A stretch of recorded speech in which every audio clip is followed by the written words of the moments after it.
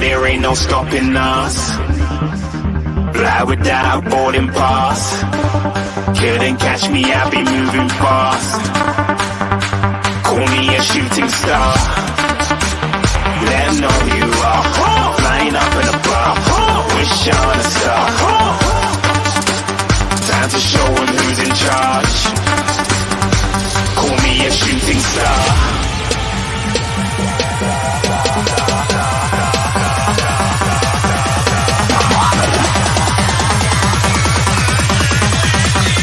Shooting stars. Didn't even get to cross.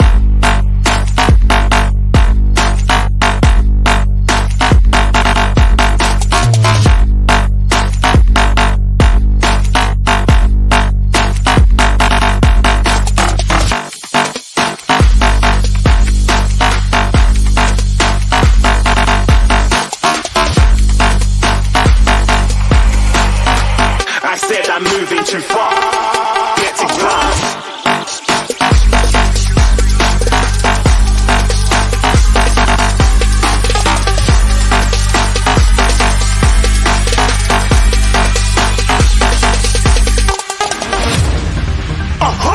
Looking at a shooting star. Got more than a couple of people going mad. I swear they're rooting hard. Tell them I'd be big in the game like she went and got them breast implants. I said I'm moving too fast. Didn't even get to glance. I'm ready to eat off track like I'm seated in a restaurant. If you had swag like mine, you know it's best to flaunt. We aren't hating because you aren't. Shining like it's neon. Rock like kings of Leon. Shooting stars across the galaxy. I stand out, so don't be mad at me. Infiltrate, I'm with my strategy. When I turn up, then I just have to leave. Shooting stars across the galaxy. I stand out, so don't be mad at me. Infiltrate, I'm with my strategy. When I turn up, then I just have to leave. Yeah, shooting. Yeah, shooting. Yeah, shooting. Yeah, shooting shots.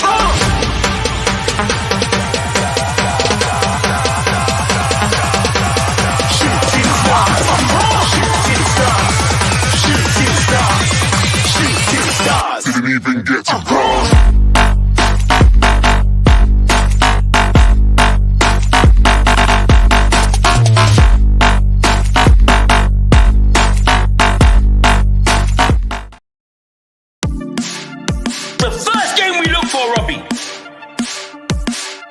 Tottenham away. When we got Tottenham away.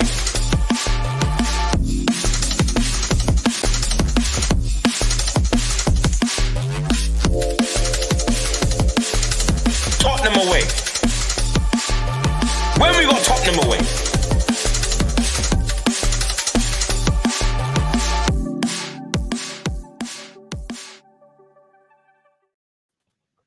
Good evening, everyone. Welcome to Tottenham Away, the best place to be on a Monday night if you are a Spurs fan. If you're not a Spurs fan, we love you as well.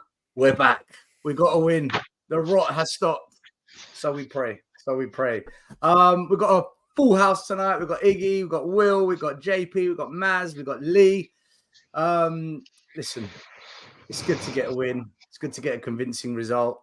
We're going to discuss the match. We're going to discuss player analysis. We're going to look at what's going on down the road in Woolwich, what's happening over there. And we're also going to talk about the upcoming transfer window next month. But first of all, Iggy, how you doing, my man? Well, better after this Newcastle result, that's for sure. So, no, it's good to be back on winning ways. And, hopefully this is the end of that rotting period. So, onwards and upwards. So, much better, man. Will Stewart, I saw you doing rounds on a few YouTube channels after the Spurs win. What's the word on the street? What's the word on the street? It was a busy day. My youngest was sick with the flu, and so I was up real late. And then I woke up at like 9 a.m., fell asleep watching the Chelsea game, and then woke up at halftime for our game. I was like, dang. And then so I watched it back and then went on like 4 shows straight. I was streaming from like 3 o'clock till earlier than that, I guess 1:30 until dang near midnight. So it's a long day. Doing the rounds. JP, is your mic working?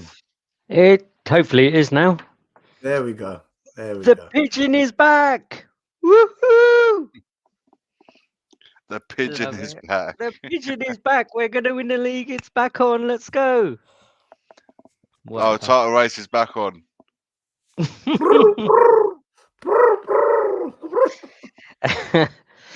Well, there were certainly some happy faces at the end of the game, after the game at the lane.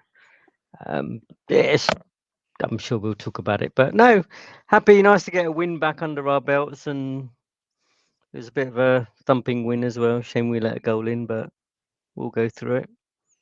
But yeah, happy. Good spirits. Maz, how you feeling, my man?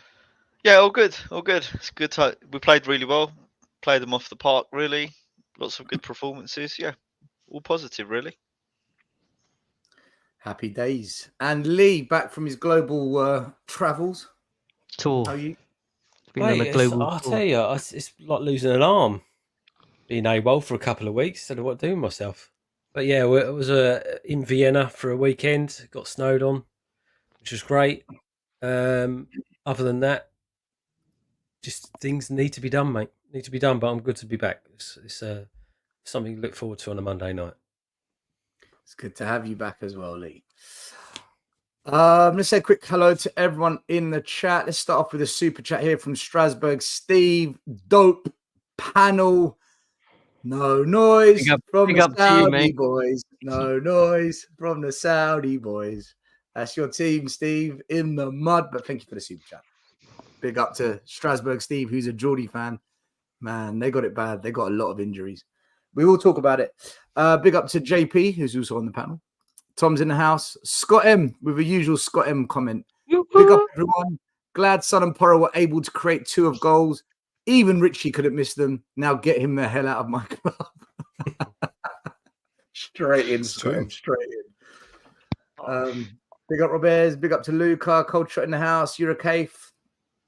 Channel member William. Channel member Tony. Big up to you both. Jason's in the building. 3SS Sports. Big up to you. Danny's in the house. Celebrating the Chelsea loss. We'll talk about that as well. Strasbourg Steve with the Saudi flags. Big up to SVRB and BG. Tot Spurs in the house. Dex in the house. JJ. Luca Porti. Mark Cousins. My name is Jeff. The one and only Ron. Stixie. How you doing, Dean? I know he was at the game. He enjoyed himself. Big up to all the Bordeaux Spurs massive, says Chris. JJ. Alpesh in the house. Big up to you.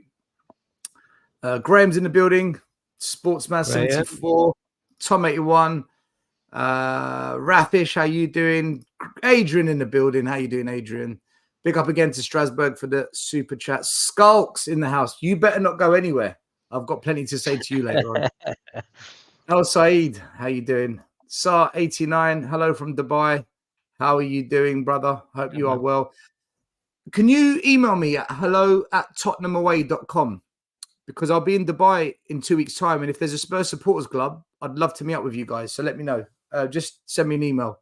hello@tottenhamawa.com. Antonio, big up to you. Who else we got? Mark's in the house. Liston, how are you doing? Liston Hines, big up to you. Madison and Kudos Cams, our title winning quality in that position. We will talk about it all. Just seeing if there's anyone we've missed. Sammy Mehmet in the house. How you doing? Callum Wilson, cry more. Love it. Robert's in the house. What's up, TV? Big up to you. Danny the Bun. We're blessed. How's the bun? Chris Agomba, original channel member. Ooh. Josh Razor. How are you? And finally, Joe Phillips and David P. Big up to all of you people. Smash a like, subscribe. Love you all. All right, chaps. Let's get into it. Spurs back to winning ways. Now, when you saw this starting lineup, we'll go to Iggy first. When you saw this starting lineup, we had Vicario in goal, Pedro Porro and Udogie left and right back, Romero and Davies, centre back, standard now that Romero's back. But the midfield, he dropped Lo Celso from the midfield. He dropped Højbjerg from the midfield. And he started Basuma and Sar. Kulusevski back in the number 10 after he was pulled out of that role. After having a good game against Man City, he got pulled out of that role against West Ham. Then he went back into it against Newcastle. So that midfield was changed. And then he went with a front three of Son on the left. So Son, who's been striker most of the season, now is a left winger. Johnson out on the right, which is his correct position. And Richarlison starting as a striker. Now, before I go to you, Iggy, in case you didn't know, all around Tottenham, when it was announced that Kulusevski was going to be playing in the number 10, this was the reaction in the local pubs.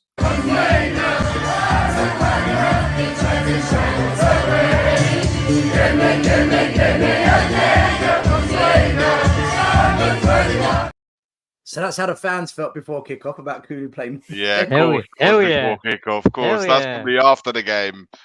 I know what that pub is like. That would have been like that for about 6 hours after the game ended. They would have gone for every single player. Yeah, the bricklayer's on. It's a lively pub. It's a crazy pub. Good Only place. a couple of minutes away from the stadium. For those who don't know, it's Yeah, so insane. Iggy, Richarlison starting up front. Son out of nowhere put left. Yeah. Brennan Johnson starting right. Højbjerg dropped. Lo Celso dropped. And Pape Sarr and Basuma starting in midfield behind Kulu in the 10. Well, look, for me, we was having this discussion with Mario on the watch along, and he was kind of upset that Lo Celso was dropped because he wanted him to play. But I was like, I was fine with it all, especially in the middle of the park. I was fine with Sar coming back in because I felt like, I think with JP we mentioned it as well from the stadium. Is just the legs, he had the engine that he has, and perhaps against this Newcastle midfield. They had, they had a quite boisterous midfield. So perhaps we need a bit more legs and a bit more energy in that midfield, and with helping Basuma out, allowing Kulusevski the freedom to attack and support, which what I thought at the time would be Son up front and Richarlison on the left. But when I saw the Sky graphic saying there was Son playing on the left and Richarlison, I thought it was an actual error. So that was surprising to see that change there. But I wasn't, I wasn't really concerned Son playing out on the left or Richarlison playing out front because I knew that both of them could do that job there. But yeah, in regards to, we was a little bit, like I said, with Mario, surprised that Lo Celso was dropped. But I was fine with it. I just thought, you know what, Kulusevski in the 10, Johnson out on the right hand side. I thought, you know what, there might be something into this. And obviously, with Son playing out on the left was a bit of a surprise because I thought, well, if we put in the only goal scorer that we have available to us out wide left, is Richie going to get us the goal? That was my question mark. But then as you see the game unfold, you can see why Johnson and Son were they were providing, they were probably the best two we had out there to provide a bit of quality from the wider areas, which ultimately it turned out to be that way. In defense, I didn't see, it was fine, back four, normal. But no, I was fine with it. I was fine with it. It wasn't a surprise for me to see Sar back in the team ahead of Lo Celso. Will, question for you. When you saw that starting lineup, do you think it was tactical to put Son out left because Trippier got rinsed against Everton earlier on in the week against against Everton? Or do you think it was because he wanted to somehow fit Richarlison into the starting 11? No, I just think the Postecoglou was tired of the wingers not providing chances to strikers. And so he took the one person he knew would do that and put Son out there. That's it. I don't think it's deeper than, I don't think it was some like sneaky tactics. I think he was just fed up with the fact that we couldn't, we weren't creating high quality chances. Like against West Ham, we had a lot of the ball and we did a lot of things, but Son's feet weren't found after the first half.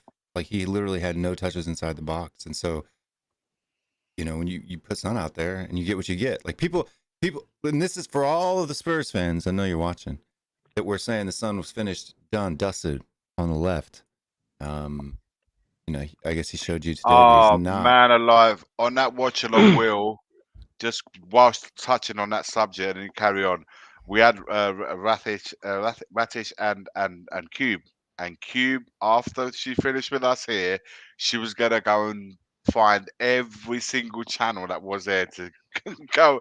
Son, it just reminded me to say that while she actually touching on Big that up, subject. Cube. Big up, Big Cube. up, Cubes. Big up to both I of them look helping us this out is on why I watch look at along. numbers, right? Because everybody talks about Madison and him being creative and the number of chances he's created. Son in his first 3 games playing on the left for us, even though he didn't score goals, created more chances per game, almost 2 times as many chances per game as Madison has on average every game this season.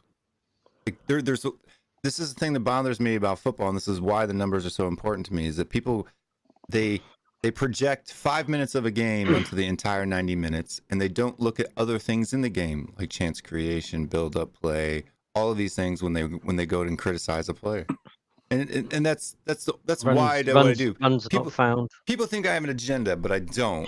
And in fact, in my Sun cult, because I've been given the title by the fan base as the leader of the Sun cult, Well earned, may I say?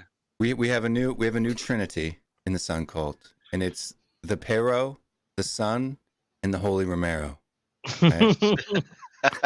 And instead of the sign of the cross, we do the sign of the triangle, right? Because they do tiki-taka football.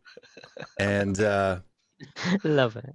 And it's because these are the 3 players that our fan base craps on all the time, and I have to use the data to defend them. So, we've been blessed with this Sun cult thing with a picture of Sun in the background just behind you.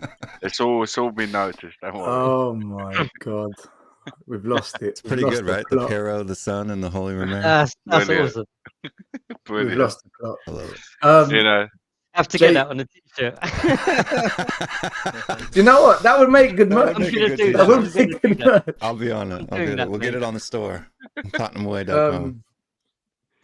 JP, when you saw that starting lineup, were you happy to see Pape Sar and Basuma both start? Or were you a bit disappointed that Lo Celso, who's been really good, who's been really good, who got dropped? I'm not going to lie, I was a bit disappointed before the game, not after, before, that Lo Celso was dropped. I was slightly, but I understood it because of Papa's legs, right?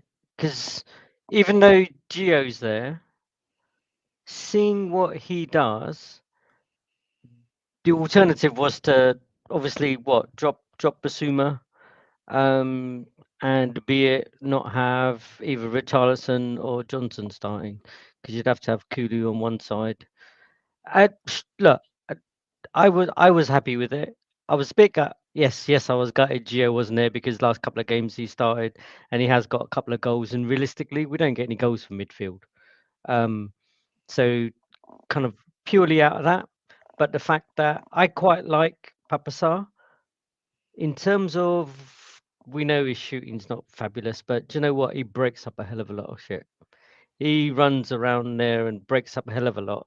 And I was comparing comparing is probably a bad word, but there was Højbjerg kind of like the previous game, and literally you see him and he chases a shadow, then he stops and chases that shadow because the ball's gone over there, then he'll stop and chase another shadow because the ball's gone over there. He's literally following the ball around, whereas Pape Sar, you see him go, he runs, he's got his long legs, he gets his legs in the way, he wins that ball, and he starts stuff. So I was more than happy that he started, and also more than happy, I said to Iggy, one, obviously he's got legs, but 2, that Deki was playing in that 10. Personally, I would say I was gutted that I thought Richie would have started on the left, but do you know what? I think Sonny showed them this is what you need to do when you play on the left-hand side. This is how you provide people goals. Literally, this is the player you need. So you need Son on the left, and you need Son in the middle. But he showed. Do you remember?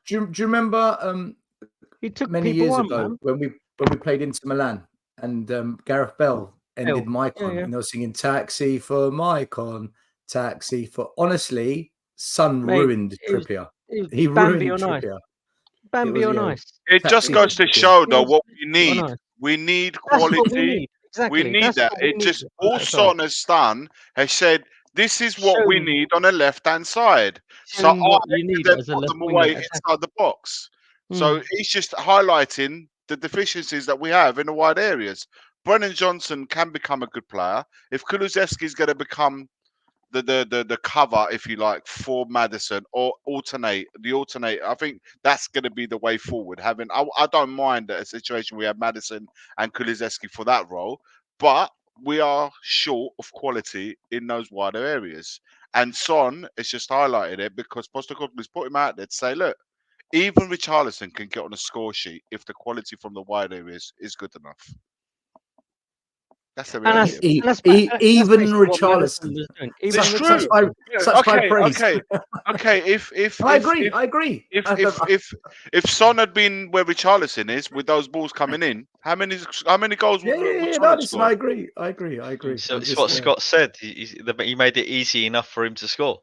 Yeah, but it's true. He's Yeah, not it's true. on that It's take. true. With Scott, I have many disagreements, but on that take, he's absolutely bang on the money. Yeah, It's I true. agree. Well, listen, So, guys. Go on, to JP. answer your question, not that bothered. Not that fast. Fair enough. But I will The- say this about Richarlison. I have noticed that post surgery, he looks a little bit more. I don't know. It's just a different. Sharp. His his Sharper. mobility seems to be a bit more sharper. Oh, come on. I see. Game.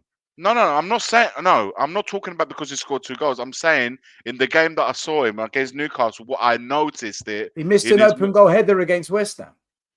He Okay, didn't get surgery on his He head. missed- He missed an open goal header I'm today. not saying. Listen, Yeah, I'm yeah. not saying this You're- guy's you're- going to be R9. I'm not going to say he's going to be the Brazilian Ronaldo. I'm not saying. I'm just saying in his movement, I see him a little bit more. Do you know what? If he gets 30, he's getting 30 goals. He's slamming me for saying I see big difference in his movement. I'll tell you what. We're going to get on to all the players in a minute. We right? can't say 'Cause anything positive about Richarlison. No, you can be positive about Richarlison. It's not a problem. Right, He could have missed both of those. He could have missed both. We did. will get on to all the players because there's a lot of players we need to talk about because there's a lot of good performances on that pitch, and I want to talk about it because I want to understand the reason why they were good in this particular game. But Maz, it finished 4-1. Destiny got his first goal for Spurs. Richie got 2 goals. Just so, correct me if I'm wrong, has Richarlison scored more goals this season than Jesus in the Premier League? Yep. Yes. 3. He's got 3. Jesus got 2, and more than Rashford. Shots fired. More than Martinelli. Hoyland from United. That in itself is a disgrace. And then Sonny scoring a penalty on the 85th minute, and then Newcastle with consolation goal on the 91st minute. Cheers, Hoybier. Cheers. The stats. Cheers for that. Cheers, Hoybier. Yeah. Coming on and we concede. Maz, we had 23 shots, 12 on target, 8 off target, more than treble of Newcastle's. We doubled their passes, clear-cut chances 6, tripled those. Corners we had a bit less, but this is a common theme. No matter what players Andrew's got, these stats tend to be the same. More passes, more possession, more chances, more shots. Maz, what did you make of that game? Was that just the same as the past 5 games, except for Wolves? Maybe the past 15 games. The difference is we just took our chances, or what did you make of it? With the exception of Man City and Wolves,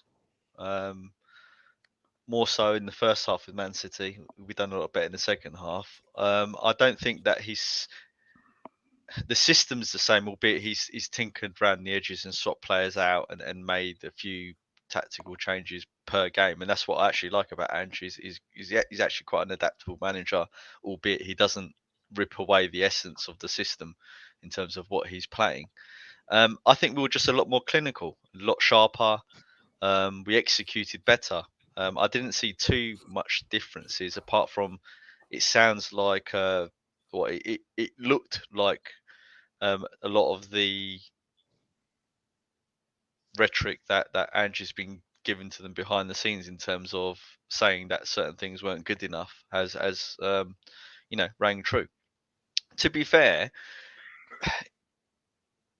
we could have got something from the Aston Villa game. We could have got something from the West Ham game, and we could have got something from the Man City game.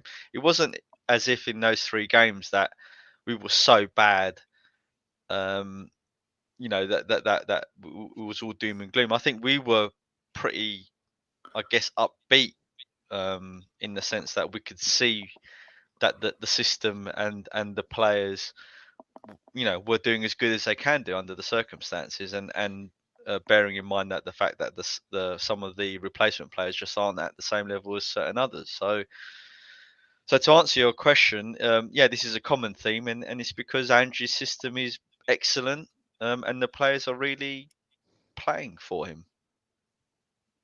The players are definitely playing for him. Lee, what did you make of that game, right? Was it a case of Spurs were just really, really good, and we've actually finished off chances we normally don't finish? Or is it a case of Newcastle were depleted, they had injuries? Look, I'm going to say, I thought their goalkeeper was absolutely shambolic. I think 2 of those goals we don't score, because for me, some of the attacking chances we had in that game that we completely messed up, that should have been 8-0 that game. But we missed so many opportunities to make the right pass or the right shot. But look, take nothing away from Spurs. We won. We deserved to win. We were by far the better team. But is it a case of, because I saw Newcastle against Arsenal, and I've seen Newcastle against Man United this season, and that intensity wasn't there from them. But they were tired, I'll be honest with you. The match that I watched yesterday was a match where a team that battered us 6-1 last year just didn't turn up for me. They didn't seem to want to press. I think they've got one eye on the Champions League this week. I think they were told to go out there, not put too much intensity, and sit back a little bit. And for me, I think both of their centre-backs were under something, either injury or fatigue or something, because they were not looking as sharp as they have been in previous games. But yeah, look, listen, it's the same as, they're in the same position as us, right? They've got 7 or 8 players out. You would put in the first team. I think we had a couple of players that have come back.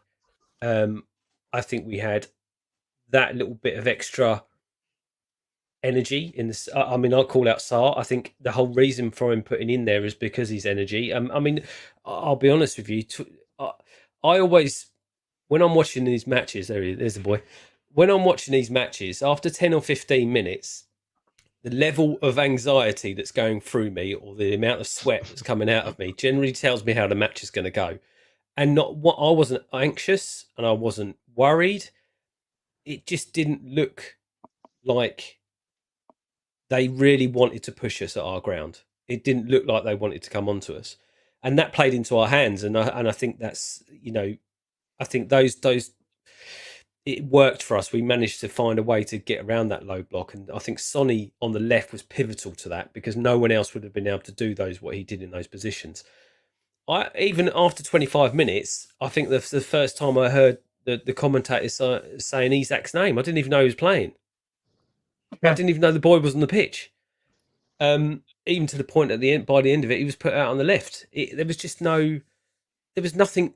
I don't know. There was just no oomph to Newcastle. I was thinking it was going to be an absolutely cracking game, but they didn't turn up. And I think they're more worried about the Champions League than they are about 3 points to us, because I think Wednesday is a pivotal game for them, isn't it? It's either they're in or out of the Champions League. Yeah. So I can understand why Eddie Howe wanted to do it, but even Eddie Howe is just, I don't know. It's almost like they just didn't want to play on a. I think we're taking away. I think we're taking away the credit from Spurs, man. No, don't get me wrong. Every time we win, it seems to be like. Icky, let me just finish a minute on that. Yeah, I don't take credit away, because we've seen how in other matches we've I'm not saying you're doing it, Lee. No, I get it. But I'm just saying it's a thing that Spurs fans do. Oh, yeah.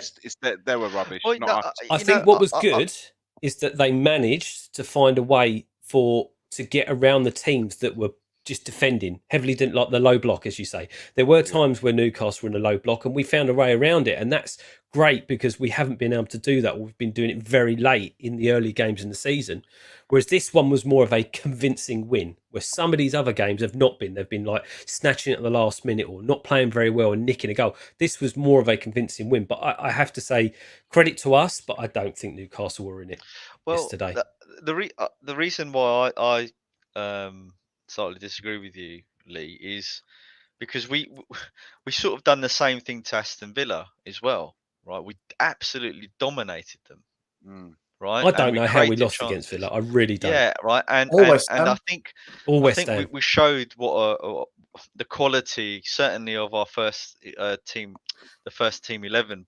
You know, the regular starters that play what they have and Angie's system. Because in the second half against City again, or when we attacked City, we looked really dangerous, and I think we shocked City and we shocked Pep about how we were attacking them and how good we were at splitting them open. Again, against West Ham, we dominated possession. And Newcastle, I think with Newcastle, I think it's more of them being shocked about how good we were and how we were keeping the ball. And the more that we dominated them and the more we created chances, the more that they panicked and they just couldn't keep up with us. Rather than them not being on it from the beginning, I just think we shocked them straight away by how good we were. And we just. And I don't take that away from us, Mez. Yeah, I don't. I think, as Stell said, I think 4-1 was nice on Newcastle. I think it should have been at least another 3 goals. I was at one point, I was sitting on the couch singing, "We want 6, we want 6," taking the piss. I think they'd be shit away from home. I think they'd be rubbish away from home. They were the same against Everton. I didn't think they were that good away from home against Everton. And that literally they brought it back. They brought it to White Hart Lane. They carried that game on from Everton. So I think it's a situation that they got where yes, they have injuries. They've been playing pretty much the same players the way through it, and now they're at that point now. Whether they were preserving themselves for the Champions League game, or perhaps you will see a continuation from what we've seen from them against Spurs and against Everton. The difference is this time around that in the Champions League, at least they will have the home fans that can push them and drive them on, which is something that I think that they were loud at White Hart Lane as well, the fans. I have to say, the Newcastle fans. But in terms of playing, they've been poor away from home. But I don't want this to now be a case where we take anything away from Everton that beat them 3-0. And us that we beat them 4-1. I think we did our job really well. I think Ange, going back to what Stel brought up about the starting lineup, he tweaked where he needed to tweak. Will mentioned that he put a little bit more. He wasn't happy with the wider areas, and this time around he got it spot on. And I think now we're starting to get the right dimension in our team. Hopefully, we don't lose anyone else through injuries and suspension. Romero so close to getting another red. That he needs to fix that up a little bit, and we just need to be more attentive especially when we receive the ball in our own half. We did it with Basuma where we lost the ball against Man City that equaled a goal, and we did it with, I think, in the first half. Brennan Johnson did it, and we nearly scored from that, and then we did it again with Højbjerg. We lost the ball, and they scored to make it 4-1. Those situations need to be eradicated from our game because that's starting to happen a little bit too often. We concede in a lot of our goals through our error. We make those errors, and they score from them. And so we need to. It's. I don't know why it's happening, but it seems to be the last 2 or 3 games it's happening more and more and more. Like I said, we got away with it in the first half with Brennan Johnson doing it, and I think Isak almost scored from it, and then in the second half we got punished for it. But we could have come away with a clean sheet, and I think that's why Vicario was so annoyed at the end of the game. You know, he was squaring up with Callum Wilson. I don't know what that was about, but he was annoyed that we conceded right at the end. That's what that was about. Well, I think that was sorry, because I couldn't hear it through the speaker. That was Callum Wilson going on about Richarlison, wasn't it, on a podcast, like taking the piss out of him because he'd taken his shirt off more times than he'd scored or something. Guys, I want to talk about individual players, right? What I'll do is I'll go around and I'll give you each players that I've identified in this game and tell me what you think, right? So, Will, let me come to you first and we'll go around.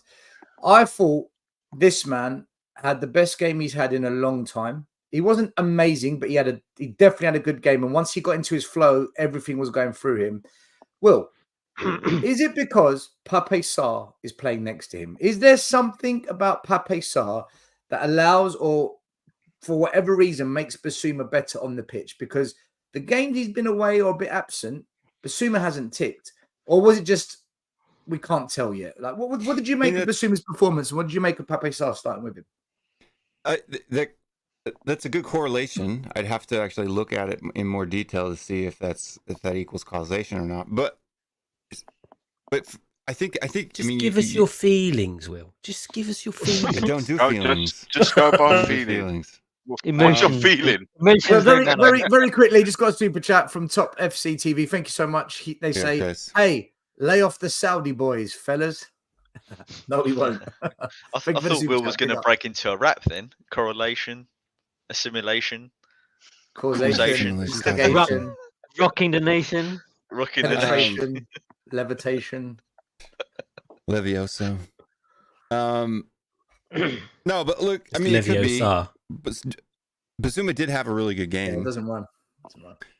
Basuma did have a really good game. Sar, I thought was okay. I didn't think he was brilliant. Like a lot of people are saying he was brilliant. I thought he was good. Like Sar was Sar. Like you didn't see like a drop in his normal level, but he's never really been outstanding. I don't know. Maybe I'll have to take a look. Will, 1 minute. You don't think Pape Sarr was good? I thought he was one of our best players on the day. No, I agree with Will.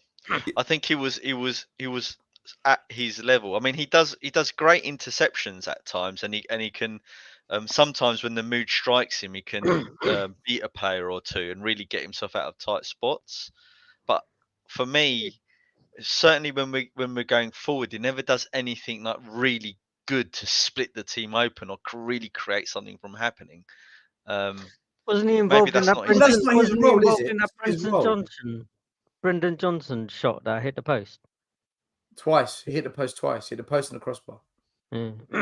Yeah, but I mean, for me, what I mean by Pape Sarr is he's a steady Eddie, right? He's a steady Eddie, but he works hard off the ball. So what he does off the ball is great. But like Matt said, on the ball, like he'll create a key pass here and there, right? But like as far as like breaking lines, driving, doing those types of things, because he's technically supposed to be our 8, right? So late runs into the box, shooting. Like the guy should have a couple goals by now, right? But he hasn't because he can't finish.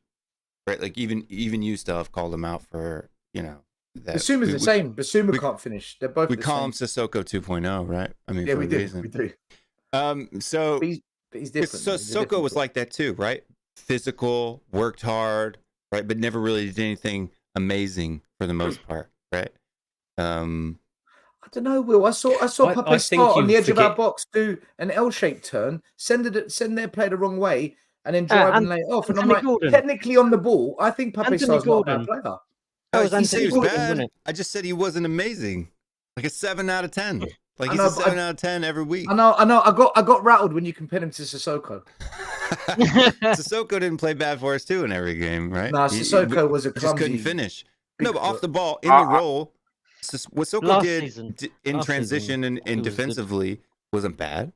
Sissoko never cost us games by making stupid mistakes. He just wasn't a scoring midfielder. Yeah. We have that problem. Gave a handball after 30 seconds in the Champions League. That wasn't even a handball. Listen, I do think we need to improve in that situation.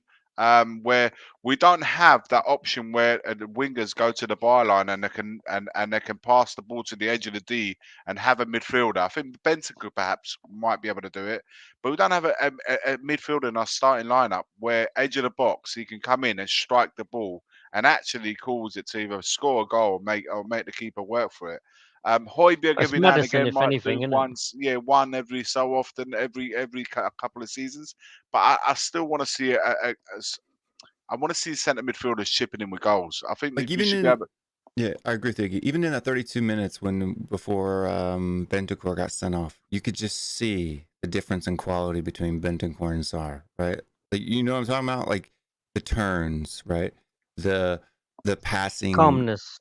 like But they are thunder different from players, goal. though. They But, are I they are mean, different sort of midfielders. Yeah, I don't like that comparison. The reason why is because I think Bentancur's probably still our best midfielder when he's fit. Just a shame that he got injured. Yeah, but He's that's what I'm just a saying. That's what the baller, though, isn't midfield's it? going to be, though. At some point, it's going to be Basuma, Bentancur, and Madison, right? So, Yeah, as much true. as we love Sar, I think Sar still needs to improve in a lot of the, I guess you could say attacking aspects or even press breaking aspects. He's still young, of Will, his isn't game. he? He's got Yeah, time. got plenty of Yeah. time. Absolutely. To answer that Great question, player, before someone mentioned Dembele was surrounded by players that did score goals from midfield in Eriksen, in Dele Alli. It's a lot of goal scoring So midfielders you that we can had. compare many So, players to so Dembele. Yeah, but he Dembele, still didn't score though, did he? That doesn't take away from the fact he did. didn't score goals. He Who's scored that? goals when he had to. Dembele. Dembele Yeah, scored but the goals. thing is, He hardly the scored. pressure, the pressure of him scoring goals wasn't there because he was surrounded by other midfielders that did. All I'm trying to say is, I'm happy to have the Sars, the Basumas, and whatnot. Basuma, and Take who's the other Sar one? over Skip all day. Yeah, I don't have any problem having those midfielders, but I do think we need to have a presence from midfield that every now and again can pop up with a goal when you have a It's situation Madison. where. Yeah, but Madison's That one. will be Madison. We need Yeah. we need to have more options than that because I feel that moving forward with the way Postecoglou wants to play football, and that will become even better when the quality of the players and the squad goes up. You would have more teams coming to White Hart Lane. I promise you now, you're gonna have a lot more teams coming to White Hart Lane playing with a low block, and we will have to have different ways in our armour to score. Be it from the wide players, they might block them off. The striker might be stifled. You need the goals from midfield in those situations, and I don't. Right now, Iggy, we're gonna have Basuma, Bentancur, Madison as our midfield. I That's just it. think It's gonna be like that for about 3 years, I reckon. So you're not going to get anyone else to just come in and just be there for goal scorers. Really, we're looking for those extra goal scorers to come from those wide sides, right? We need a front three. You're right. Then you need the wide players. The wide players need to chip in with the goals because you cannot rely on the two players that we currently got, Son and Madison, to get us all the goals. We need other options. And so far, with the exception of Richarlison, who's scoring these goals? Like Richarlison did it. Kulusevski, yeah, but he doesn't score enough. He's got like but scoring enough and scoring goals are two different things. He still scored 4 goals and has got how many assists has he got? 4 assists. And listen, I but you need about 10 from Kulu, 10 from Johnson. There was a clip online. There was a clip online on Kulusevski. The amount of time they assisted Richarlison in that game was insane. It was actually more than I could remember.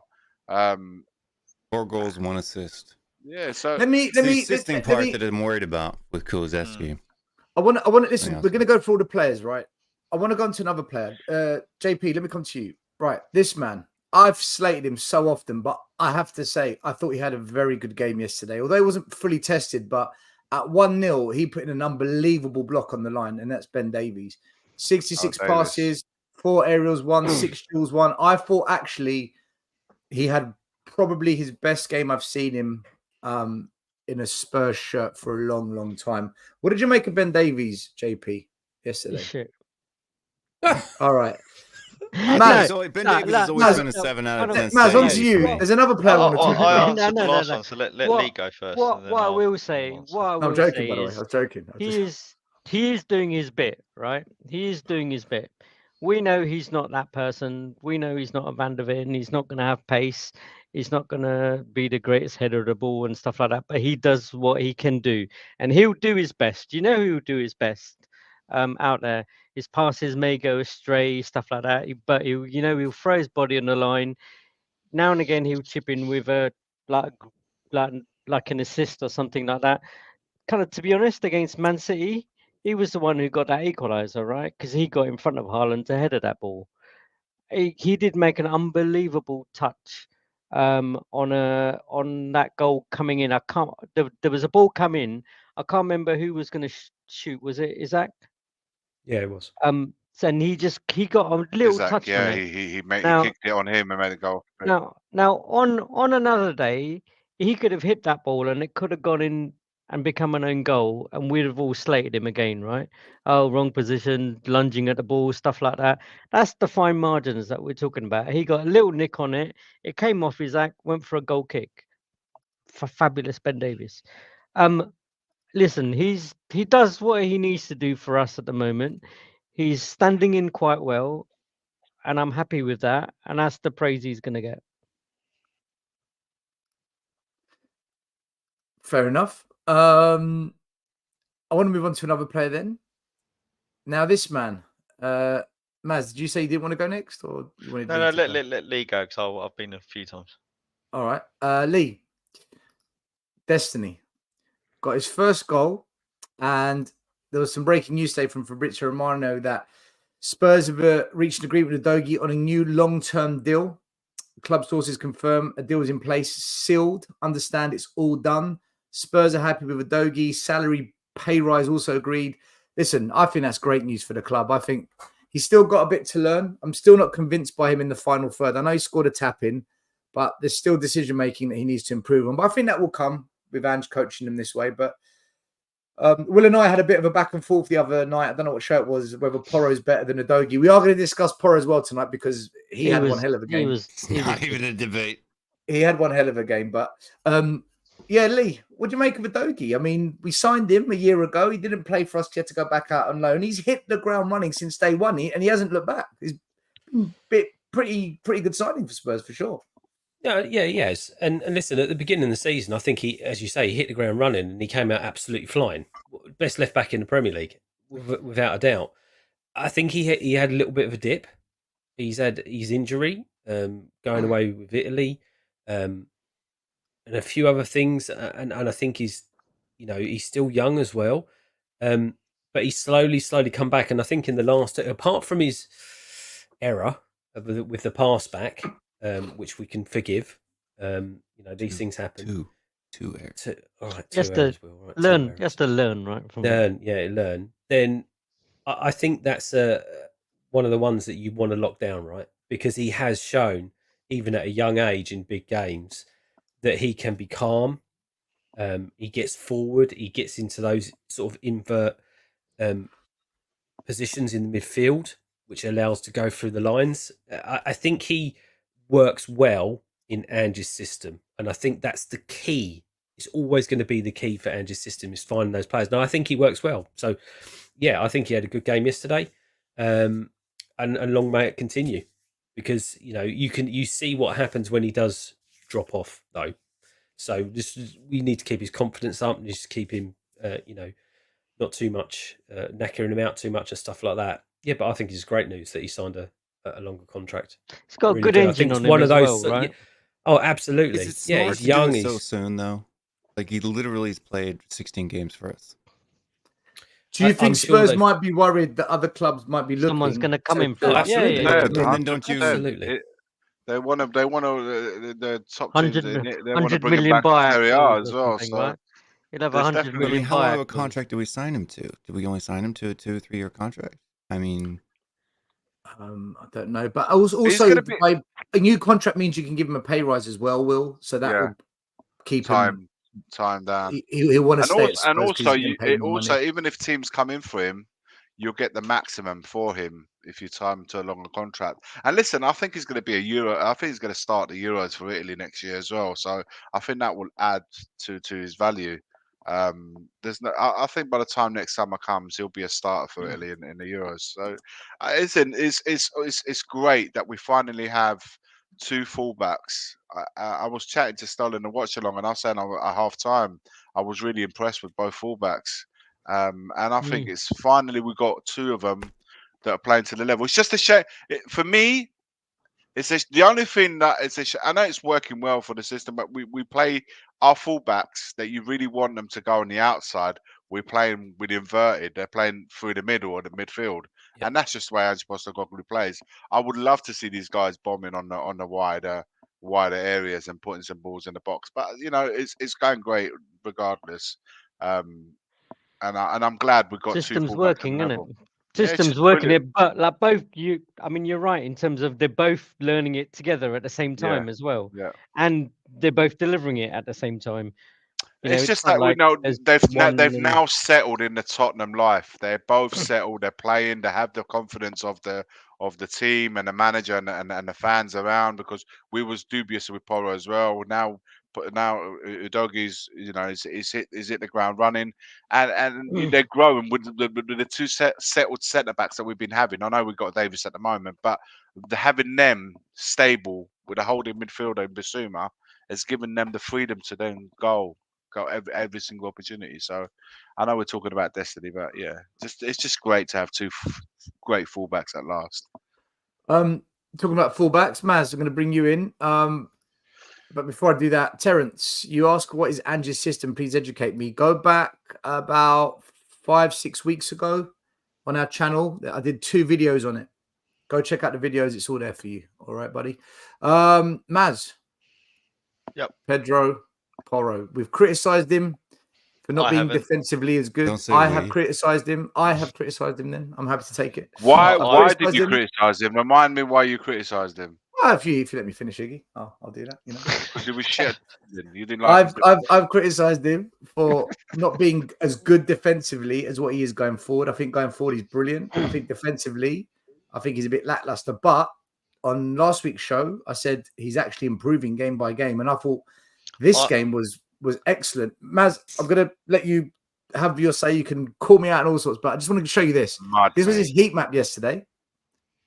Up and down that right-hand side.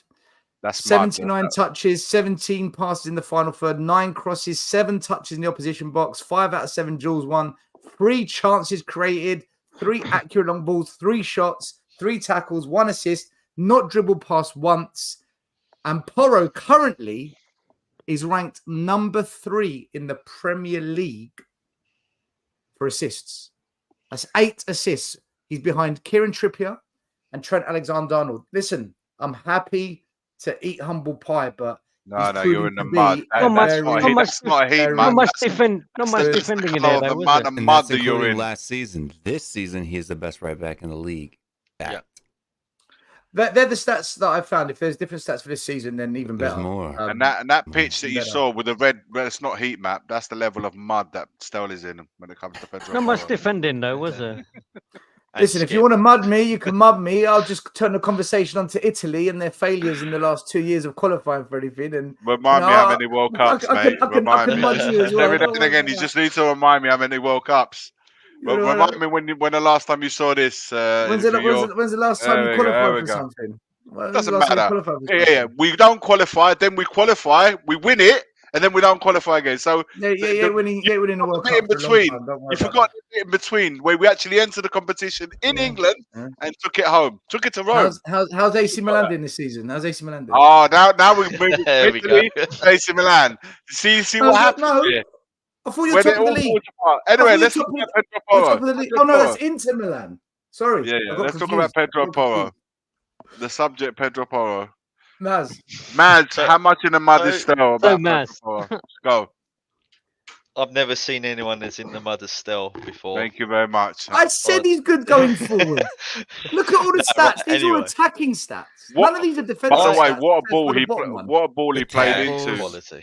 What a ball he played into. I noticed his improvement, I believe, from the 2nd or 3rd game in. Because we were criticising him about him not being aware of. We talked about it on the show. So who was criticising him? I always said good going forward. Look, these are all attacking stats except for 2. These are assists. Nothing about defending. No, the duels won. There's not attacking. Those are no defending. No defending.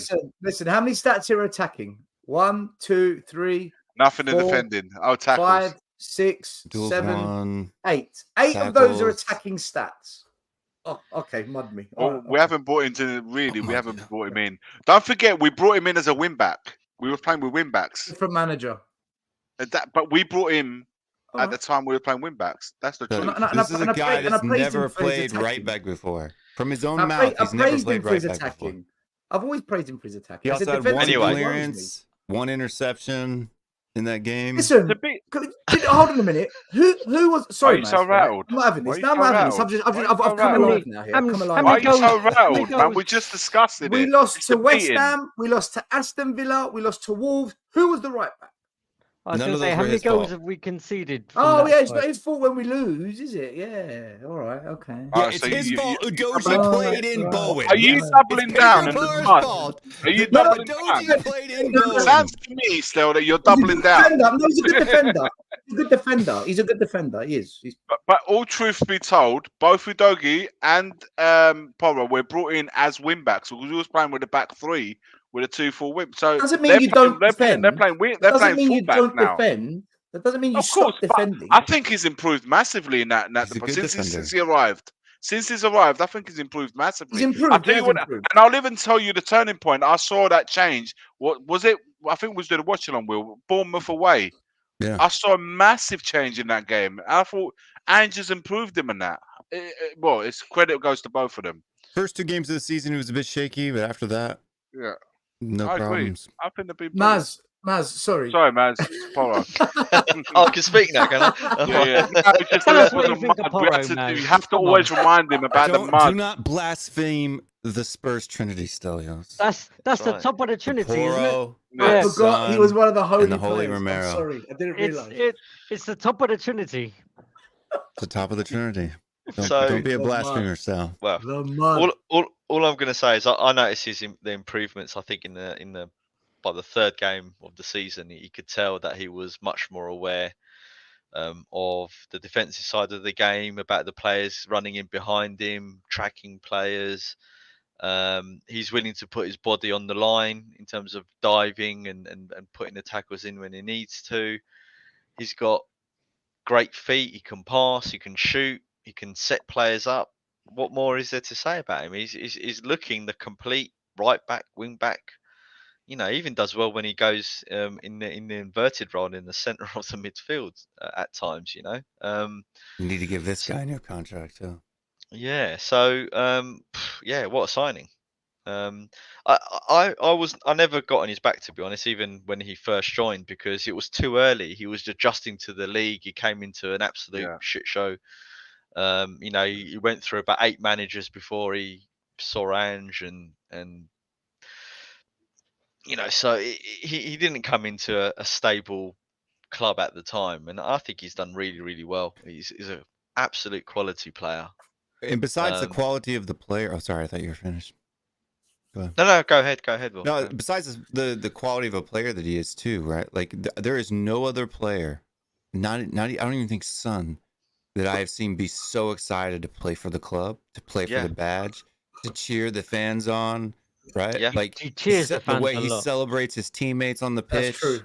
That's right? true. Like the He guy is loves an it, yeah. absolute. It's almost he just loves. He loves infectious. playing the game. He loves playing for the club.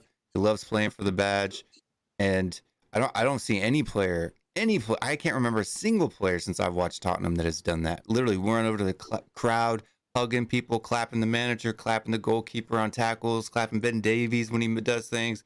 You know, like it's almost like he's a fan of watching himself play, like the whole club, whole team play. It's infectious, 100%. Yeah. He's definitely infectious.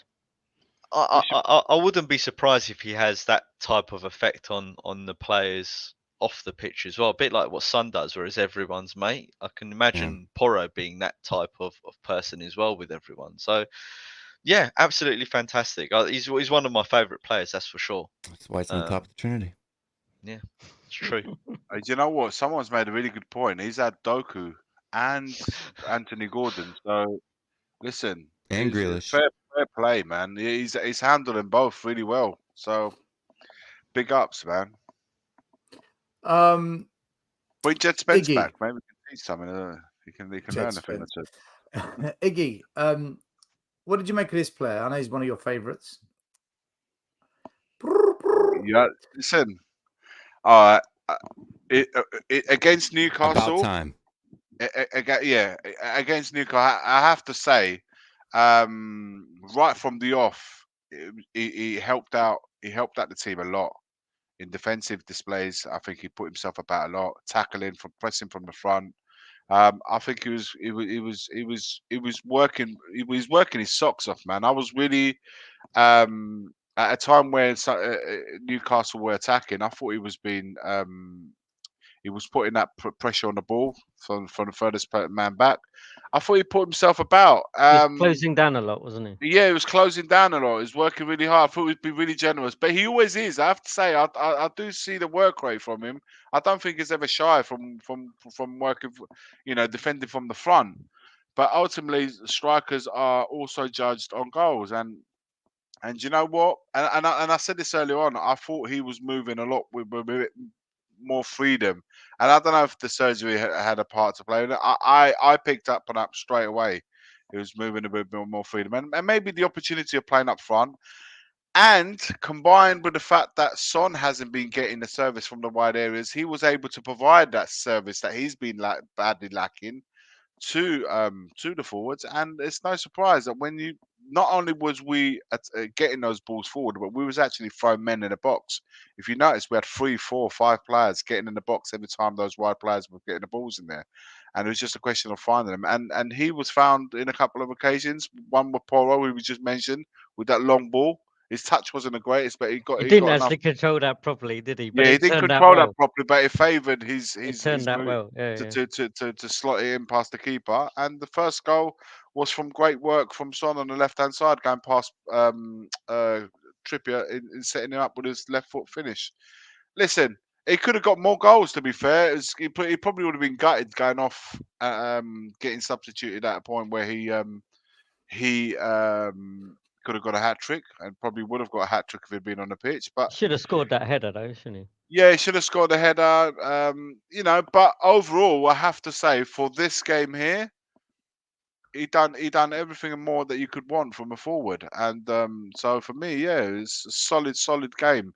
Now he needs to bring this, this kind of level of games and goals, if he can, in the games ahead. But do I think long term he's still part of this team? No. But if between now and the end of the season he can chip away, not only with his performance but with scoring goals, which is something that we badly lack, then yeah, it'll be. I think he's going to take a lot of confidence from the game, and that's good. That's good for him, and in return, it's good for us. Maybe the Saudi boys will come in for him in January. Who knows? It's only one game, isn't it? So we've got to just hope he carries on with it, and because we've had this a little bit in the past, haven't we? He'll have a good game and then suddenly go quiet for 10 games. Yeah, he hasn't scored 2 league goals. So let me put something to all of you, right? Let me present to all of you. So the guys around me, whenever Richie scores, which is rare, they all push me and grab me and ruffle me up because all I do all game is cuss him, right? I get it from... These are people I don't know. These are people I don't know, but they sit where I sit on a match day. So they know me, but they don't know me like that. So you was in the mud again, is what you're telling us. And listen, you keep promoting... I'm just asking a question. I'm just asking a question. I'm replying to the question. I'm replying. Why are you so loud? I'm just asking a question. Well, how do I reply to you then? No, I said... They were pushing you. They were doing it. You're making it sound like I was doing it. They were doing it. Why people are roughing you up? No, you said people were roughing you up. Why is that? People you don't know roughing you up. Yeah. Why? Because Richarlison scored a goal. You must be talking so much trash. Listen, for them to do that. £65 million. How many goals has he scored? Why are you so rattled? It's 4 in the league, isn't it? I'm asking you a question, Iggy. How many goals has he scored this season? Since he's been at Spurs, yeah. It's about 4, isn't it, in the league? That's it. On one hand, you're counting. On one hand. Don't go to the other hand. 3 league goals. Yeah, one hand. And 2 in the Champions League. Keep the other hand behind your back. All right. Keep the other hand behind your back. 3 league and 2 Champions League. Listen. Respect. And I said, and this is the question. $1 million ago. This is the question I want to ask you guys. Because same 10 million ago. 10 million ago, nearly. Right. This is the question I want to ask you guys that I asked them all around me. Him scoring these 2 goals is a mini disaster because now we're going to keep him.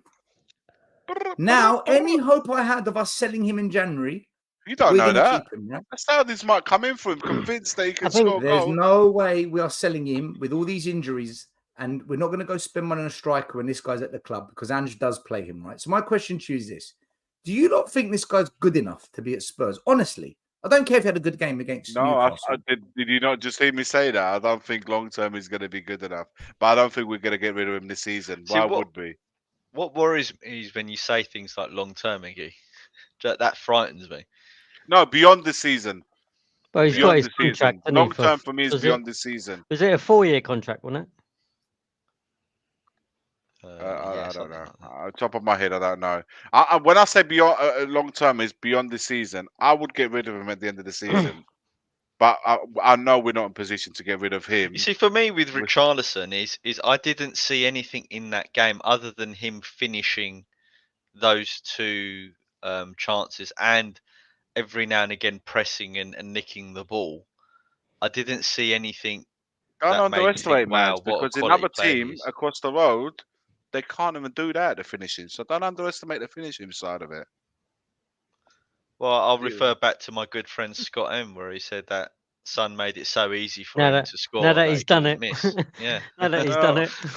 Maybe we should give Son to what's his name, Jesus, and maybe they can provide them with goals. To be fair to the boy, he's not the long-term answer, is he? At the end of the day, he's not. And to be, he took the second goal all right, didn't he, JP? You know, it didn't do too bad. The touch was a bit sketchy. It was a bit dodgy, but that goalie made an absolute mess of that. Oh, I know. Stell, I know. I saw it afterwards and I saw the goal. It was the first one was shambled. But the first one, I mean, literally, he could have hit his foot and went in the goal, right? Anyone could have scored that. Yeah, Jesus can't do that. Oh God, you've got a tattoo of him, haven't you, Iggy? Yeah. Somewhere. Listen, Jesus has got the almighty Saka on one side, the Brazilian Supreme Martinelli on the left. He's not concluding. I'm not. And the world-class Odegaard behind him. Come on now. Odeghost. Yeah. Anyway. Never seen it. But listen, at the end of the day, Richarlison's not Jesus, the creature. Jesus scores in every Champions League game, though, for them. Okay. So he's balancing it out. He's balancing it out. Yeah. He's not the answer. Richarlison in this team is not the answer. If you look at Angie's type of players that he plays up front or whatever, he's not that type of player. So I and listen, best case scenario. Champions League goals too, by the way. So. Just saying. I think we're finding ourselves defending. To answer you a little bit, bantering. So bad. I also don't think Ange.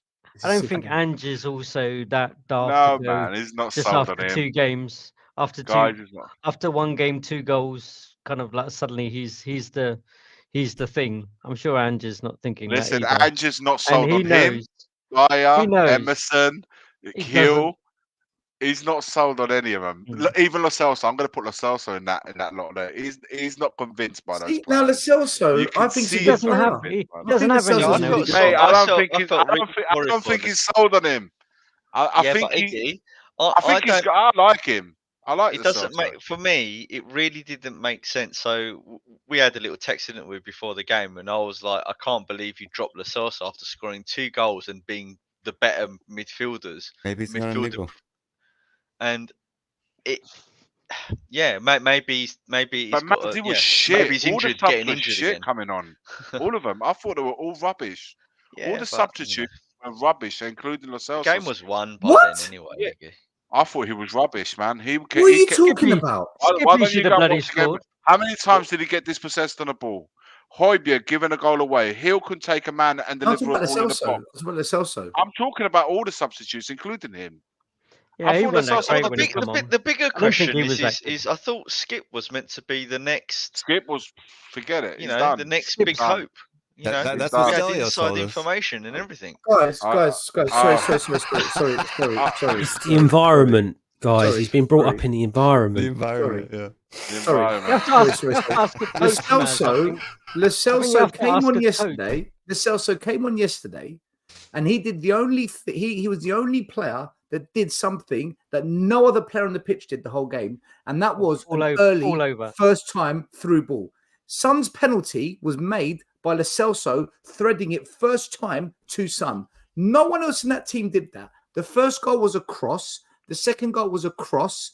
The third goal was a long ball forward to Richarlison, and the goalie fucked it. Richarlison got his foot on it. The only player that played a killer pass on the deck the whole game to the striker was Lo Celso. I don't understand it. Lo Celso's a top player. No one else in this team is doing that. I don't think there's Basuma never anyone did on this that. panel that doesn't shit. I want just Lo Celso to play. Basuma never did that. Pape Sarr never did that. The wingbacks never did that. He's a the only player. player that, He's not a top player. Yeah, dude, he's good fair, enough for Spurs, man. But at the moment, he's good enough for us. He's right? good enough for the squad depth for sure. Yeah, absolutely. I don't disagree with that. But apparently, the rumors have it now that Barcelona are going to come in for him in January. Xavi wants him there. Let's go. As long as they give us Rafinha. They haven't got any money. Yeah, that would be a good swap, actually. Swap deal. Rafinha for Lo Done. Celso. Done deal. Let's go. The only problem is though, is Rafinha would play on the right. That's another right person. Rafinha can play across the front three. He can play striker, he can play either left, wing. he can play He right. can play either wing. Yeah, fair Sorry. Leeds. Alejandro, you're right. Porro fed the ball to Son for the penalty, but there was a ball that Lo Celso fed first time to Son. It's when Son overhit it on the first touch. Because Porro, we've already praised Porro. We already said Porro was fantastic, but I don't know, man. Lo Celso's got an eye for that pass. Not many players in our team have got it. I don't think. Listen, I never said Lo Celso's a bad player. He was on the deck a lot. The impact they coming on, I don't think it was good enough yesterday. I don't think, but that's all the subs I thought were all poor, and I saw a massive drop from when the subs come on. Yes, the game was done. Yes, but in that 5-10 minutes, now every game's 100 minutes. Even if you come on the 85th minute, you still got 15 minutes of football. And by the way, this narrative about Skip, I was very clear. I said he needs to play higher up the pitch. If we're going to keep bringing him on and he plays deep, then sell him because that's not his role. We're doing to him what we did to Winks. And every time Skip comes on, he never plays high up the pitch. We're not going to play him in that role. So for me, I would sell him because he plays 8. How high up does he need to play, striker? Will Skip is never high up enough the pitch for me. He's not. But he's not going to be high up the pitch with Kulisevsky. Exactly. So we should sell him. Still, come on, man. Sell him. Seriously. The thing is, though, he comes on and he has opportunities. We're an attacking side. Everyone gets up the field. Who came on the pitch against Man City? Yards off the goal line, still, and buckled a wide open goal. Who came on, beat a man, and thread it wide to Johnson to set up the equaliser against Man City? Everyone has moments. Who missed a sitter in the 6-yard box? Yeah, but Skip. Yeah, but hold on. If Skip doesn't get the minutes, he's not going to be good. You know what? I say things, and the narrative gets spun. Unless you play week in, week out, you're not going to improve. I've always said that. Skip is clearly not going to get the minutes. He's now what, the 5th, 6th in the pecking order? No, sell him. No, but he's had opportunities to impress, and he hasn't. When has he had the opportunities? Well, look, I'm not an encyclopedia of every time he's come on the pitch. I'll tell you when he had a great run under Conte before he got a massive injury. He had a really good run. Then he got that injury that kept him out for goodness how long. Forget Conte. I'm talking about. I'm talking about the run of games that he got together was in that period. And then he got how many games have Skip started for Spurs under Ange? One, and then he never started again. There you go. Yeah, because he was awful. That's my point. Yeah. He hasn't He's played 11 games. He's averaging 23 minutes a game. That's plenty of time. Yeah, well, let's flip the question then, right? Has Ange got things wrong so much so that we don't trust his judgment on Skip? No, not at all. I don't mistrust Ange. But what I think is there's players that he prefers in specific positions that Skip is best at for him as an individual, but he's not going to go ahead of those players. So therefore, I agree we should sell him. But I don't. The way people dismiss him, I think, is wrong. He's better than what we're seeing, but he's not going to get that chance. To me, that's what I'm saying. I said the same about Winks, by the way. I always said Winks needs to be higher up the pitch, but we never did that. We kept playing him deep, and he went to shit. But I don't think anyone specifically has said he's a bad player. I just think he's just not good for Spurs in where we want to be. I see Brian Hill getting more chances than Skip. It's nuts. No, it's not true. It's a different position, though, isn't it? I think, though, you're not going to put in an area that we really are poor in wide areas. That's where he's getting the minutes in. He's not getting the minutes where Skip should be in. Brian Hill has played 1.6. We've lost Madison. We lost Basuma for suspension. We lost Bentancur. Skip has played almost 2 times as much as Brian Hill this season. What, minutes, Will? Or starting 2 game? 2 times. Minutes. Okay. For me, that's still not enough, though. That's still not enough. He needs proper 3-4 games in a row, then decide. He hasn't had that, and he's not going to get it either. He's not going to get it. He's not going to get that in front of those He's 3 not gonna players get it. that are there. He's not. So I get it. He's going to be sold, but I don't know, man. I think there's a player in him, but he's not going to get it. He needs to go to another team where he's going to get a lot more game time. Norwich. I don't see him going past sort of mid Premier League team standard to relegation. That's his area. Maybe we can get a swap him for Eze or something. That's never going to happen, is it? Crystal Palace, they need players, right? Eze's a fantastic player. If not, he's got a lot of money Skip for plus him. cash. There's another player I want to talk about. Matty Will, you Cash. can do this one. Freaking hell, Matty Cash. Do you know what? I was hoping he was going to hurt one of the Arsenal players, but he didn't do it. Well, he tried. He really did. Who was it that he injured? I thought there was one Way he player. hurts our players. He hurt one of theirs as well. But I was at the Man City game I was watching. He done a job on one of his naughty player, man. But don't worry, he's got his gas mark. Wait till Romero. gets out.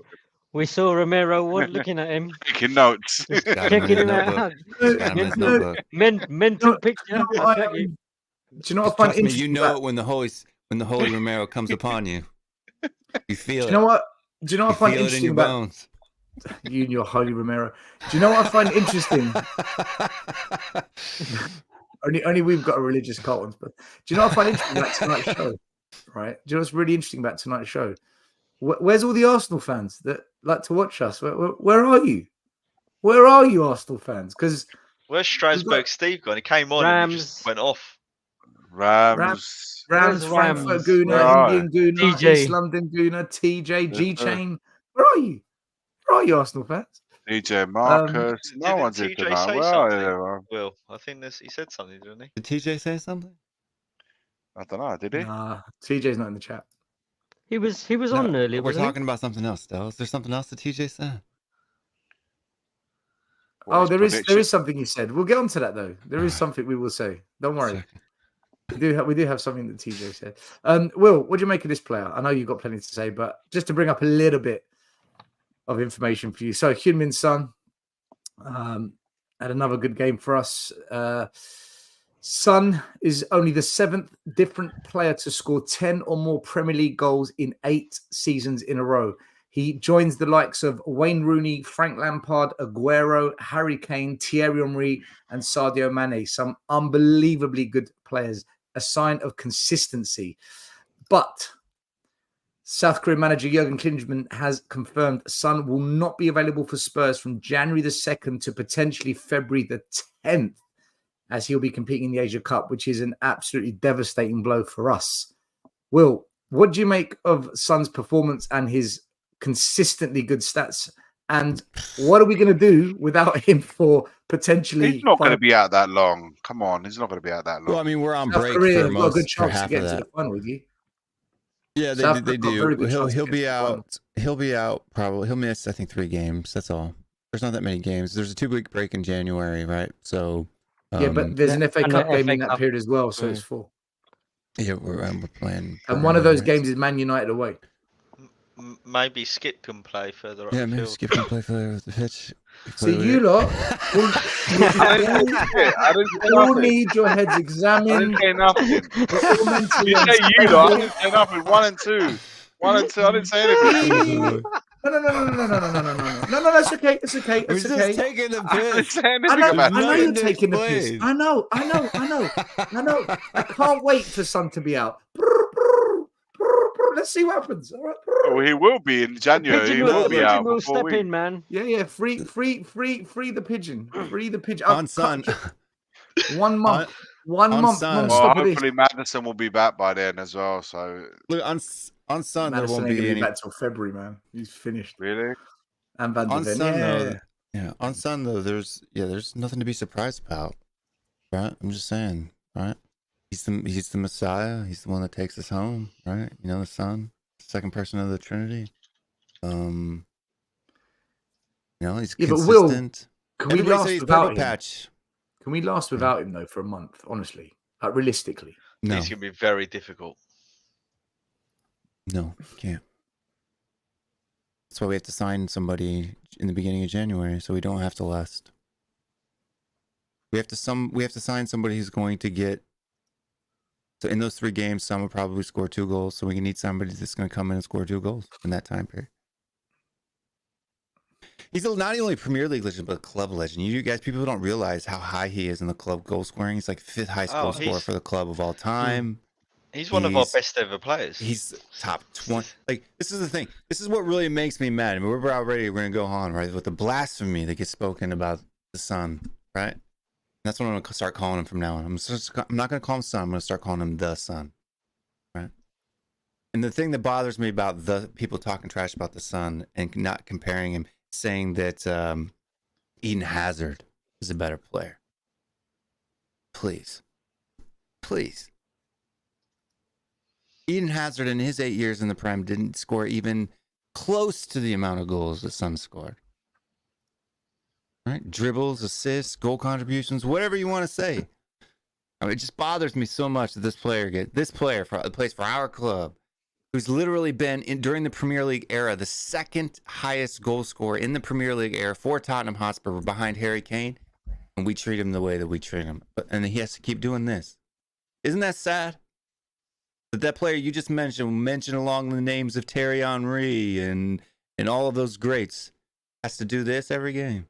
Lampard, Kane, Aguero, Wayne Rooney.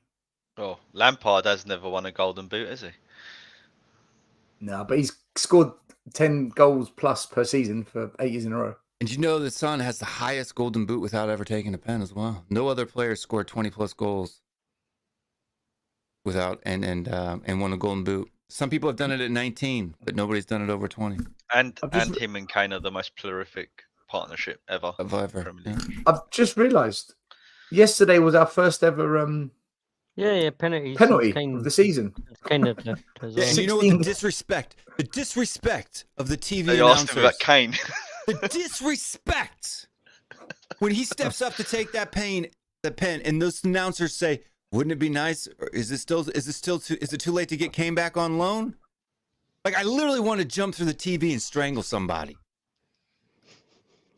Like Son, you think Son Heung-min, who is the most clinical finisher in the entire world football, the highest conversion rate of any player in the world, can't take a pen?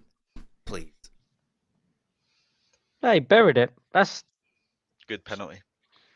Told them all to shut up, Will. That's the best way, man. Yeah, he has to keep doing this though, and that's disappointing, right? It was a very Kane-esque penalty, though, wasn't it? Agree. Do you know what always makes me like confused about Son, right? If you speak to the rivals, they would all bite your hand off to take Son. I'd love him in their team. They'd love him in their team. We at Spurs, we've got this issue where there's sections of our fan base that's so quick say to he's shit too on old and too slow. I don't get it. He's lost it. He can outrun a 23-year-old Doku, but he's too slow. Mr. Box Office. Big up yesterday. Bro, never ever mentioned Son in the same sentence as Henry. Well, it's not us that did it. It's he the is stats. in the same sentence as Henry. He's in the same sentence as Henry. Arsenal de Groot. Son Heung-min has scored more goals than your 7 attackers combined in their entire careers. In fact, do you know what? We need to move on to we it's an evil voice. Guys, I want your honest opinion on this. Take your bias hats off now, right? Because for me, I've absolutely been going at Arsenal fans, you name it, about Mikel Fraud Teta. I've been telling them he's a fraud for God knows how long, and I hear every excuse under the sun. But I just want to put this out to you, everyone out there, and all the Arsenal fans. How's that baby, man? I haven't heard him cry a lot recently. Oh, there he is.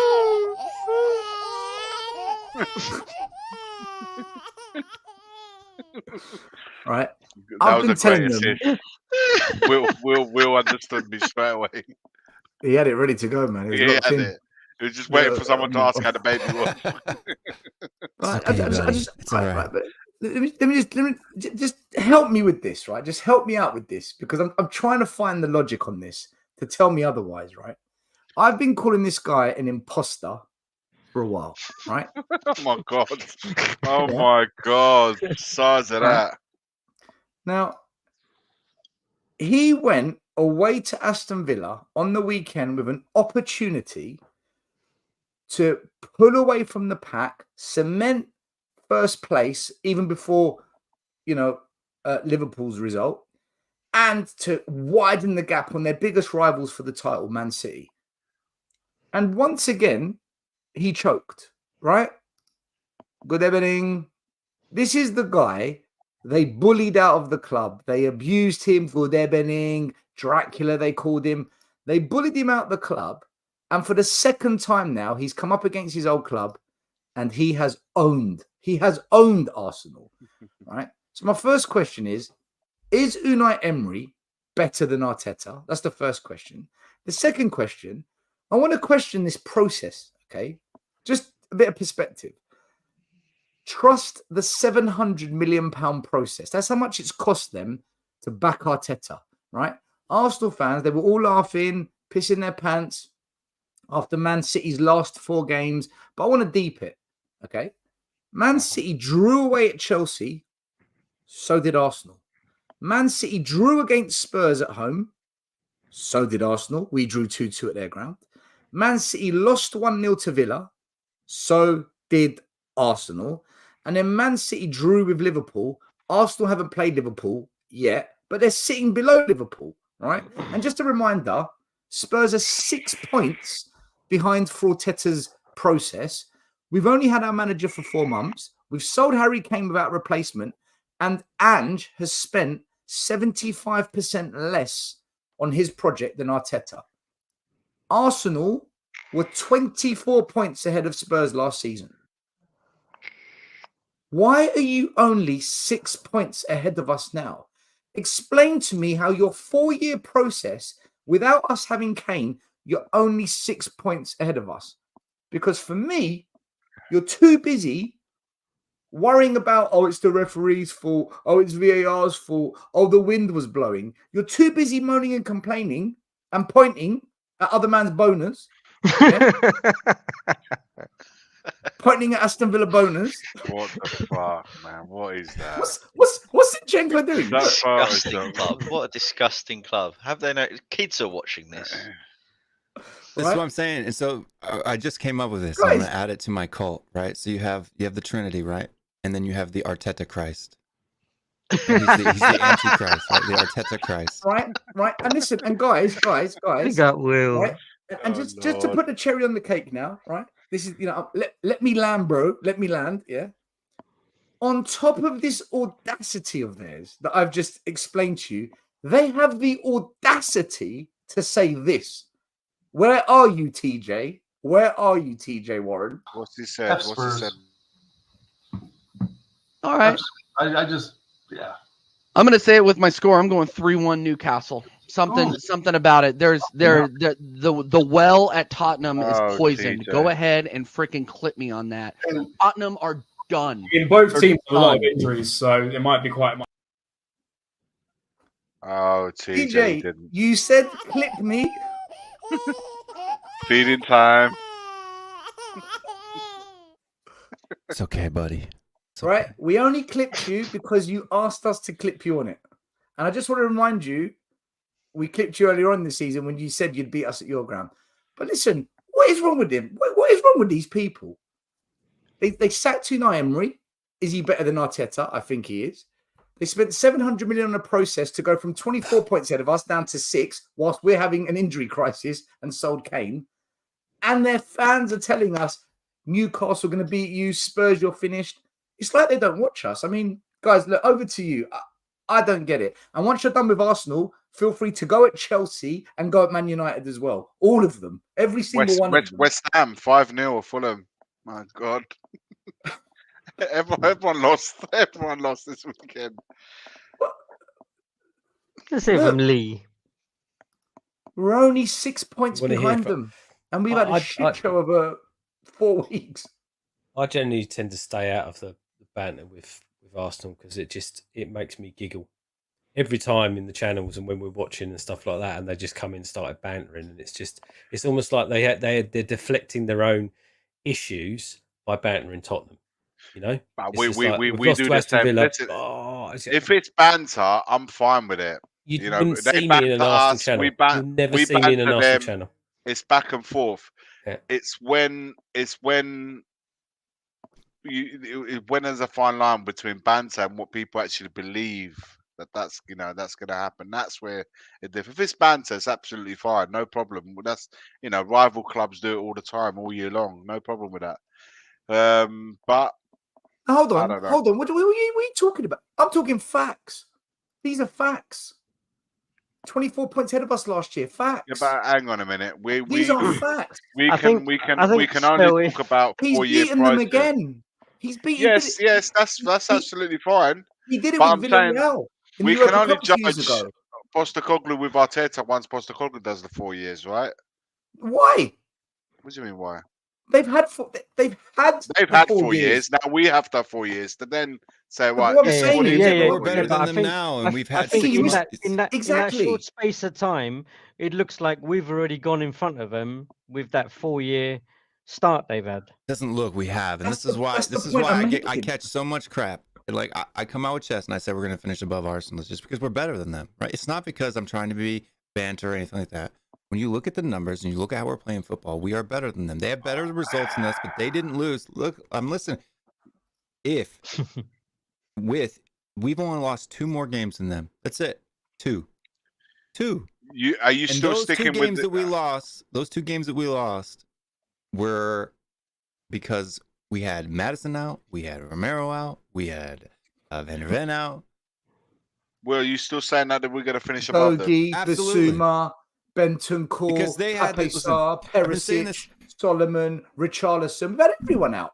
Look, people laugh at me about the numbers, but I said that Arsenal their fall would start in week 16. I said that the first game that they were going to drop points again would be Villa, and I said this months ago, and that's because we had the easiest first 10 games this season. We were top of the league by 5 points. They had the next easiest 5 after that. They still have to play three teams, right, in the top 10 coming up forward. They still have to play another team in the top 4 in Liverpool. They still have to play Brighton. They still have to play West Ham. And those are all games in which they can lose points, especially playing the way that they're playing now. Right? We could very easily be level with them on points in 2 weeks. In 2 weeks. But wait, where do you see them finishing? Where do you see us finishing? We'll finish 3rd. They'll finish 4th. No, I think Arsenal will finish ahead of us. Will, you need to still you need to answer that question. I think Arsenal will finish ahead of us. Will and I have had this argument. Look, Will's allowed to think that. No. I think Arsenal will finish ahead of us because they've invested more money and they've built a bigger squad to deal with it. But for sure, we have closed the gap massively on them. And you know what? If they don't win the Premier League or the Champions League this year, how can they continue to back this guy? Because the league is wide open this year. It's anyone's.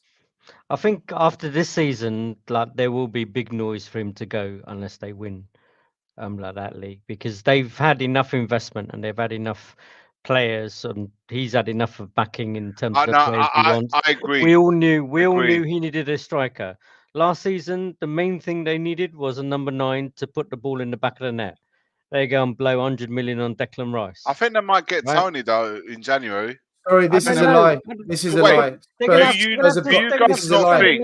Spurs have got the best stats. Arsenal, the group. You're lying. Do you guys not think that this year, and I'll ask the Arsenal fans this in the chat. Arsenal fans in the chat, feel free to answer this as well. Do you not feel, all of you guys here, that this is D-Day for the year? It's that Arteta needs to deliver. This is a season. This is the year that Arteta needs to deliver. No, I think the Arsenal fans are brainwashed. I think they will continue to back him. I think this is the year that they all feel that he needs to deliver because he came close last year. It came so close last year. This is the year. They got, they spent 100 million on one player, and I feel this is the year that I think all Arsenal fans think they need to. I certainly feel that this is the year that he needs to deliver. But I want to know what you guys think. No, if you're a big club behaving like a big club, then yes, Iggy, you're right. But Arsenal fans are so sucked in by it, they will make. Listen, the best excuse for me was this one. If we took our chances, we would have beaten Villa. But when we, Tottenham, battered Villa and lost, why didn't they make those same excuses for us? This is how I know they're sucked in. I don't know. I'm just waiting to see what the guys in the chat say. I know we've got a few Arsenal fans in there. I want to know if they feel that this is the year that Arteta needs to deliver the title. Surely this is the one that they've been building up for, right? 4 years to then win the They title. dodged the question, Iggy. Boxing Hotspur, they will not finish 15 points above us. Do you know what? I think if Spurs can just stay where we are and we can stay in that hunt and we bring in some I backup. don't think there's going to be a 15-point gap between us. Slowly we get our players back. Listen, I'll tell you one thing for sure. They're not beating us at White Hart Lane this year. They are not coming to White Hart Lane and beating us this year the way we play. No. On our home turf, no way. Not this year. I'm going to tell you right now. So for Arsenal to agree, who said they've created the same amount of chances. Tottenham Hotspur sitting in second in the league right now with chances created, 208 behind Liverpool, above Manchester City, above Brighton, above United, and Arsenal comes in at a sorry fifth with 180. This is what I mean. He lies. Arsenal, the group. Yeah, every channel I go on, he goes on and he lies. They don't know the he truth. Always tells them. They don't know the truth. Listen, I know some of you are a bit scared about going in on Arsenal because you don't know how the season's going to go. I'm not scared. I don't give a damn. I'm talking about right now. All the smoke they've been blowing up Arteta's backside this season and all the banter they want to give us because we went through an injury crisis. Even Ange Postecoglou in his press conference before the Newcastle. No excuses. Game, he said, no, Iggy, he said, look, I haven't. No, he said no excuses. He said that. But no, what his exact words were, I'm not making excuses and I don't want to use it as an excuse because that's what people are going to say. But the truth is, after that Chelsea game, we got decimated. He used those words. He goes, we got decimated, but I don't want to use it as an excuse because that's what people will do. We just get on with it. So he said he was harsh. He said, if anything, he was harsh on the team. He knows. He said we were decimated. So he knows the squad's thin. He knows it rattled us. So that's the only reason we've dropped off.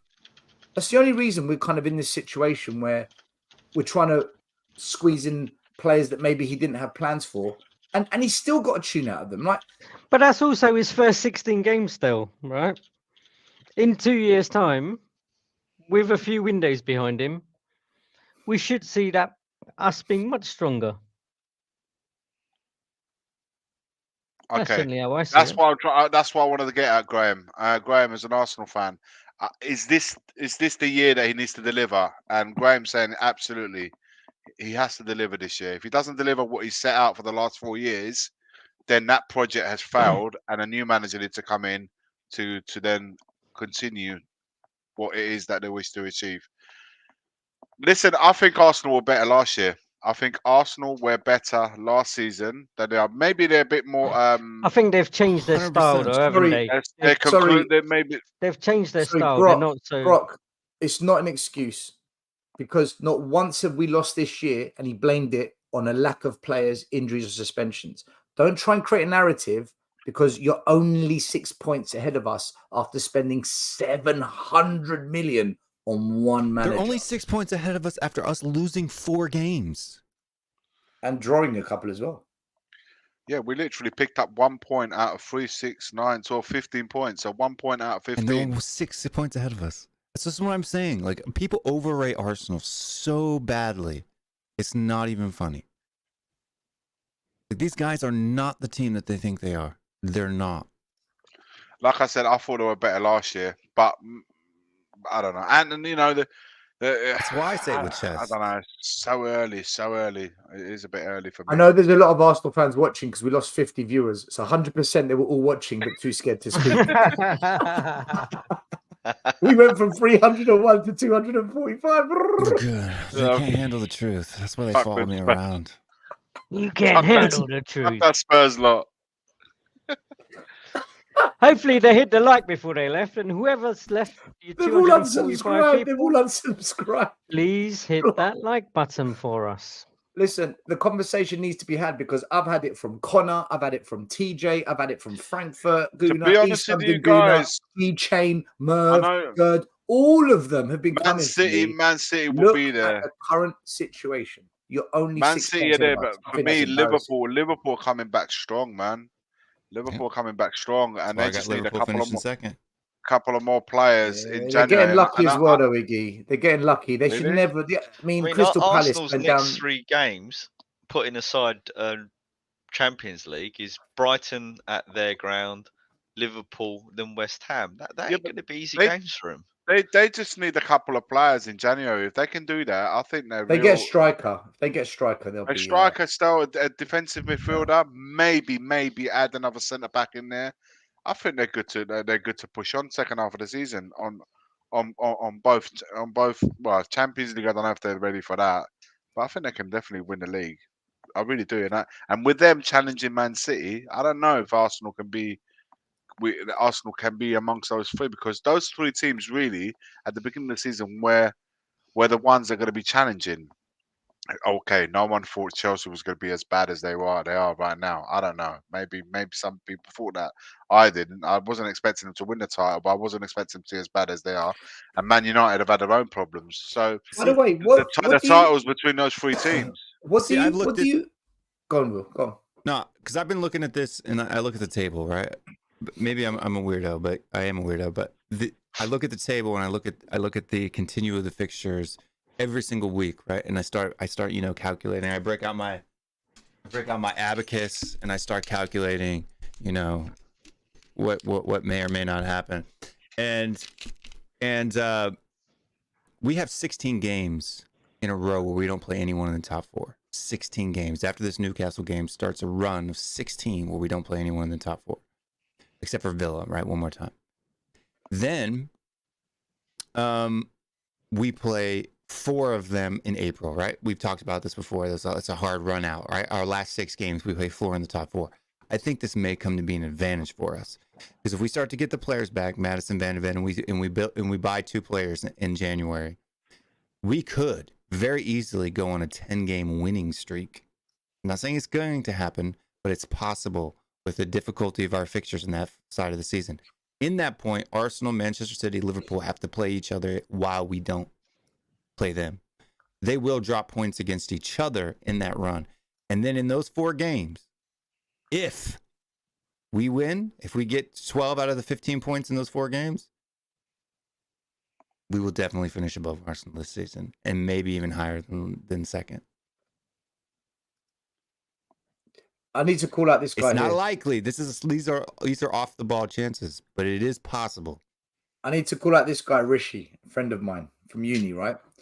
All of last season, he was shitting on Jurgen Klopp, his beloved Liverpool Jurgen Klopp, shitting on him. He's got to go. Maybe his time's up. The 7-year cycle has come. And I sat there saying, you lot are ridiculous. You've got a top manager. He's got an injury crisis he's dealing with. What's wrong with you, right? And I told them, now, look at them. But when we have the injury crisis, Results do you think change opinions, man. But when we have an injury crisis, do you think I get the same back from these people? Nope. You can say lies still. Do you want me to bring up the WhatsApp group chat? Do you want me to bring up the chat? The only one that listened to me was Gil, Mandeep Gill, the other friend of ours. He kind of listened. The rest, they didn't want to hear it. They were shitting on Klopp. And I said, no manager other than Man City can deal with the level of injuries Liverpool have got. Other than Man City's squad, do you think there's any other team that can handle 3 or 4 big injuries to players? No, there's no squad that can handle it. Obviously, Man City can't even handle it. I don't think any squad can handle it. But I just want to talk to Mr. Grok here for a second, right? He's rattled. I've got him. Listen, I've got him. I win debates with ChatGPT. Okay, so don't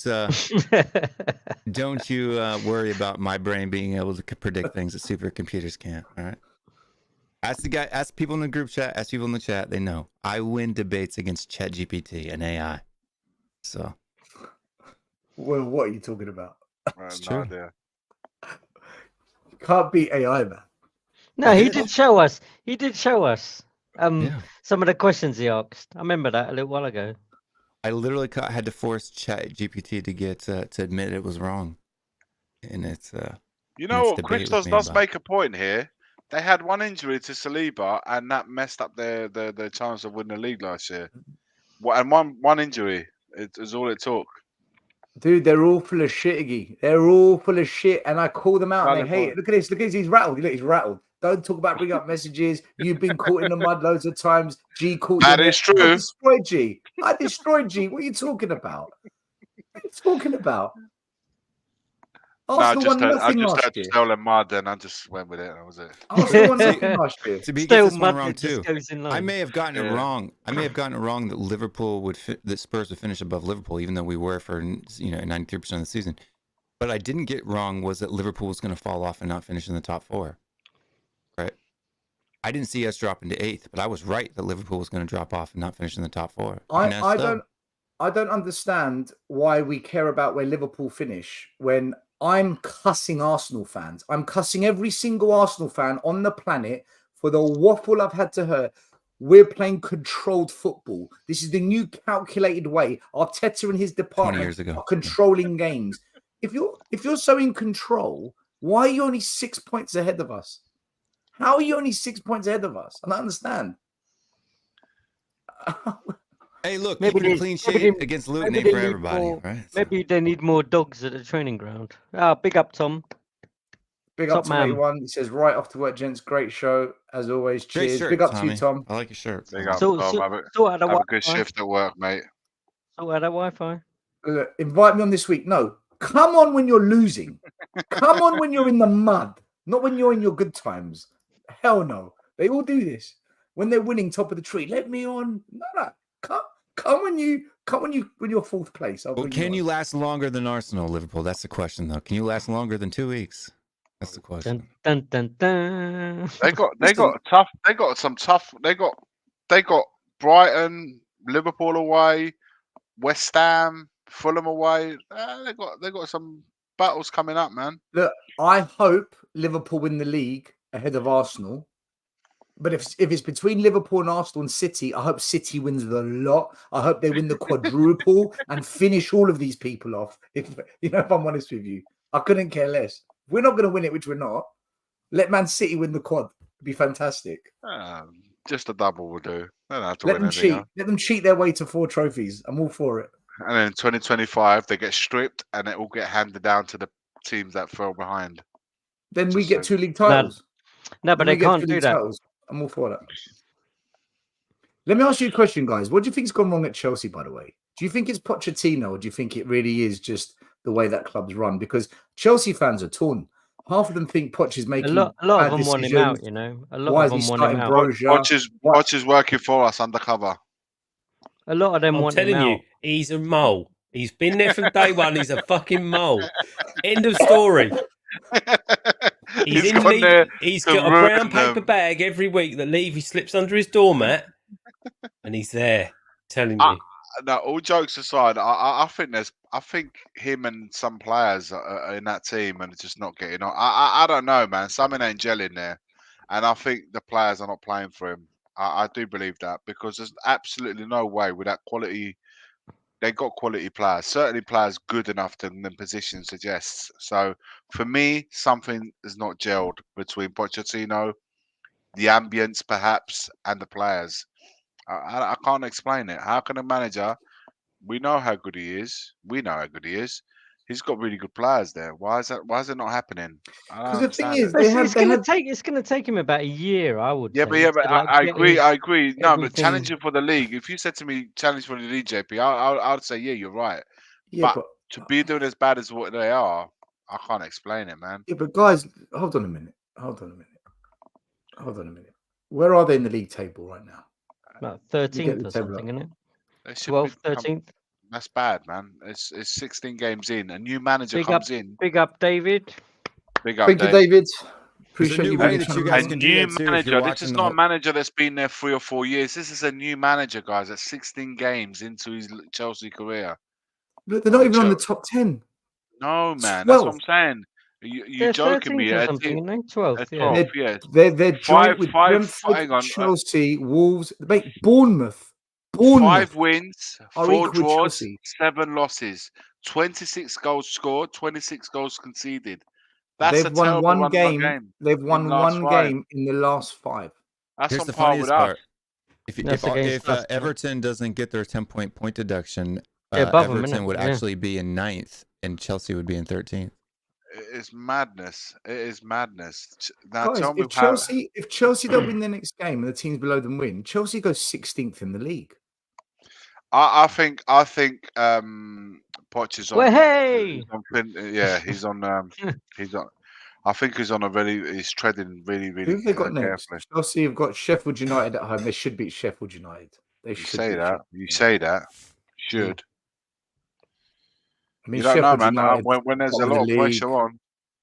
Mind you, Sheffield United just got their first win. They've changed the manager, haven't they? It's back to Wilder. When Abramovich went, did the whole structure of the club get ripped out at the same time? And then Bowley came in. Yeah, and I think that is probably the cause of it. I think now they're operating like every other club without any blood money. I just think it was the wrong time for Poch. I don't think he should have come in right now. I think you've got a man-child who's basically just spending his pocket money like it's going out of fashion, and that's just not the right way to build a team. And I think that's what's showing here. He's just throwing money at the problem when in actual fact he should have sat back and went, do you know what? Stop spending money. Let's find a team, find a structure, and find the players. And the expectation because of all the money being spent is that they should be doing better than they are, but they're just simply not. Because as you know, you can throw money at anything. It doesn't mean you're going to get a cohesive team. It's as simple as that. So I think it was just the wrong time for Poch, and I think the easiest person to blame is him. When I think a lot of the issues were before he even decided to be manager there.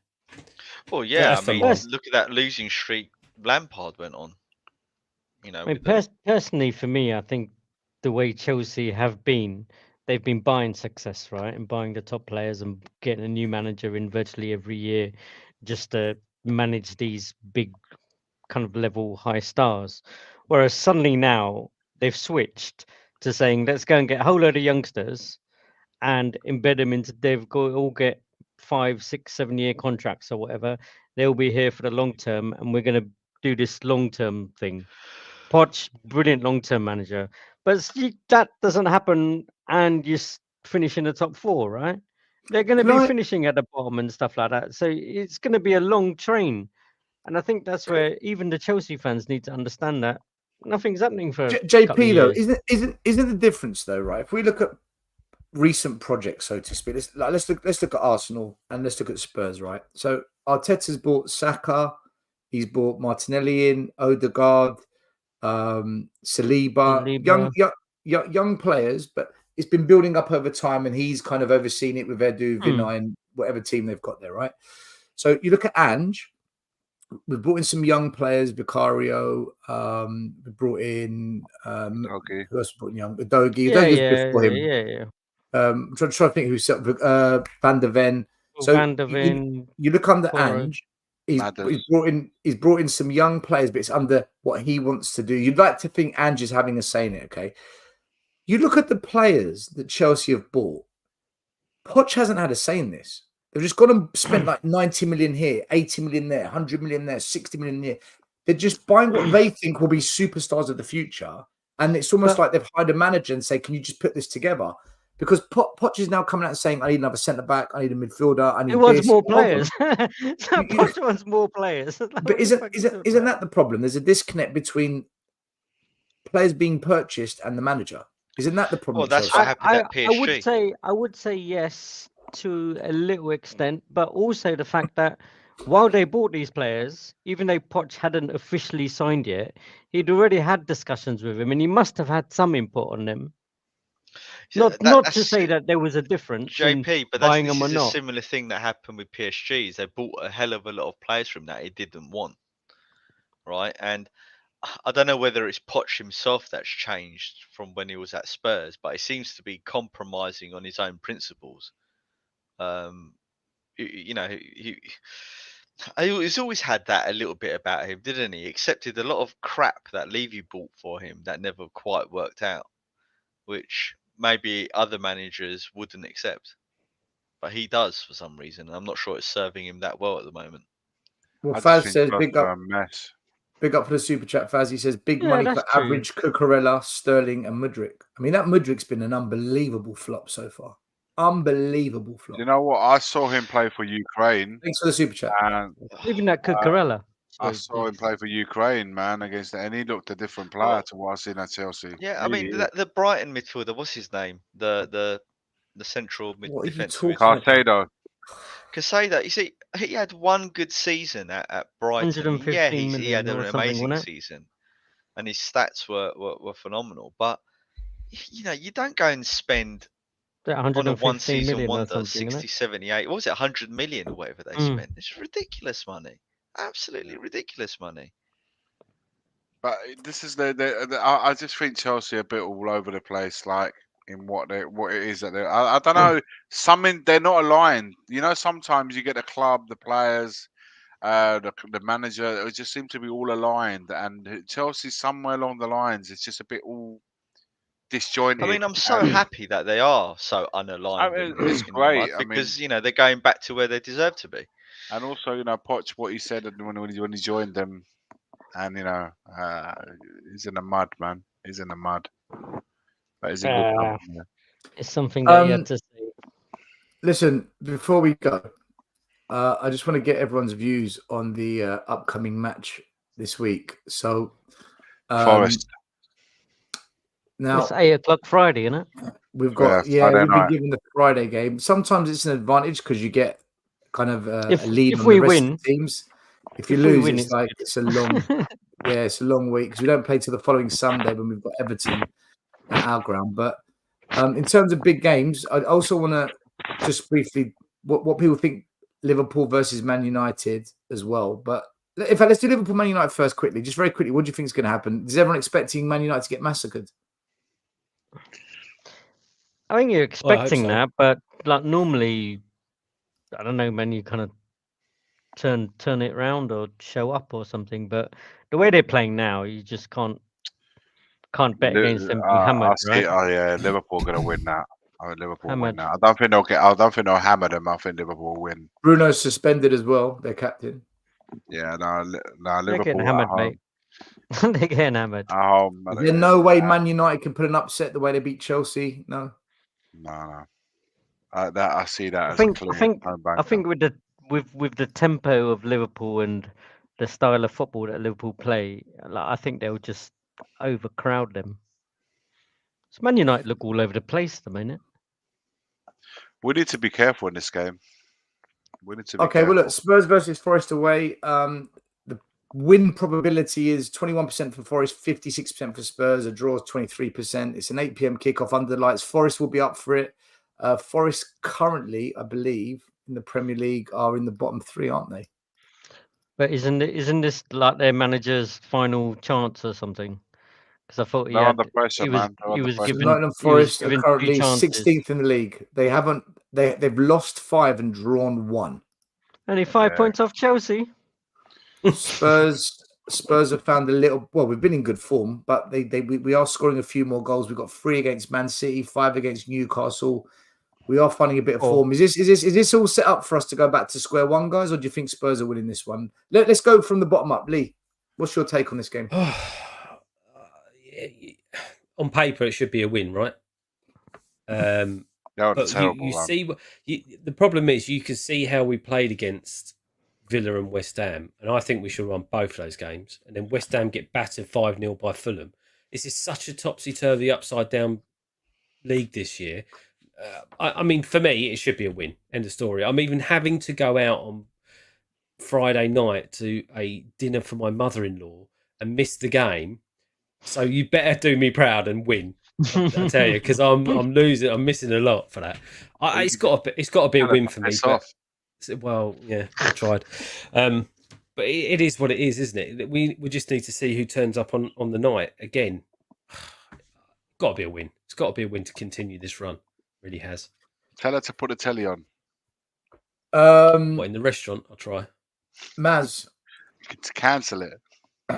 Yes, that's right, Tav. We've lost our last 5 and drawn 1, and yet we're only 6 points behind Arsenal, the team that spent £700 million to win everything. Maz? I'm quite confident. I think we will win, and we will win comfortably. I think that it's good that Richarlison's coming back and he's fit, so he can, I don't know, do whatever he does and cause them stress by running at them relentlessly. And and he's a bit more physical, isn't he, than maybe Son, and Son played amazing on the left. So maybe we just stick to the way we are, and we just go into that game and we just hopefully blow them over. It'll be interesting to see if he puts Lo Celso back in the team, or whether he just sticks with the same team. What would you do, Maz? I would. Oh, it's an interesting one, actually. I would probably, judging by the performance that happened against Newcastle, I'll probably keep the same team, and maybe, I'll keep the same team. However, I think he may put Lo Celso back in the team, in Kulusevski's place, and maybe move Kulusevski out on the right and Johnson on the left and Son in the middle. If Richarlison isn't, if he's not confident that Richarlison's fit enough to play, another 70-80 minutes against Nottingham Forest away. Okay, JP, will Sergio get a hat trick?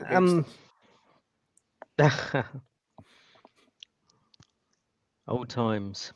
Udogie, 1 yellow card away from a suspension. Here we go. Yeah, I know. That's something that we need to keep an eye on.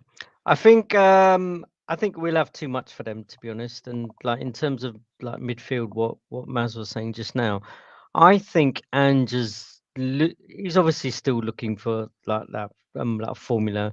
We know when we get Bentancur and stuff, we've potentially got the kind of that's going to be cemented kind of like into that midfield. Romero.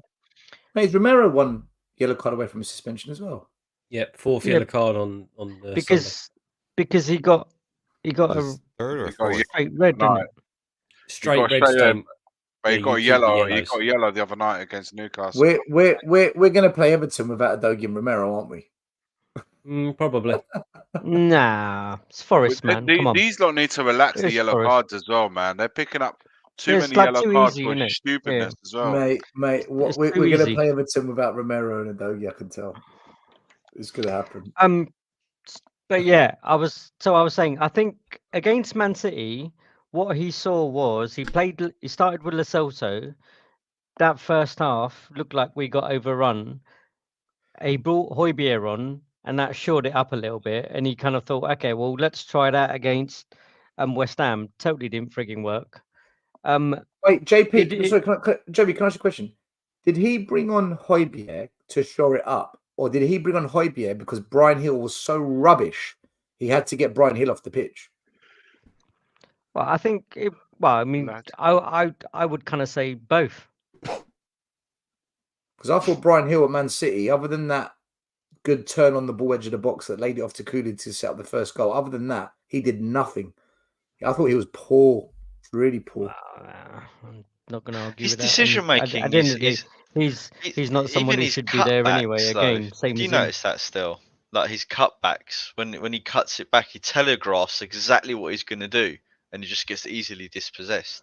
I find that when there's a simple 10-yard pass to a striker, to a midfielder who's in acres of space in a brilliant position, he wants to hold on to the ball for another 4 seconds, and then he just lets all the defenders come back, and then he passes it straight to the opposition. Yeah. That's what Højbjerg did for Thingy's goal, Joey Linton's goal, wasn't it? But he had an easy guys don't think now though. An easy pass. Davies available easy to him. Pass to Davies? No, I'll play for the middle. Davies had opened up to receive the ball, and he's ignored him.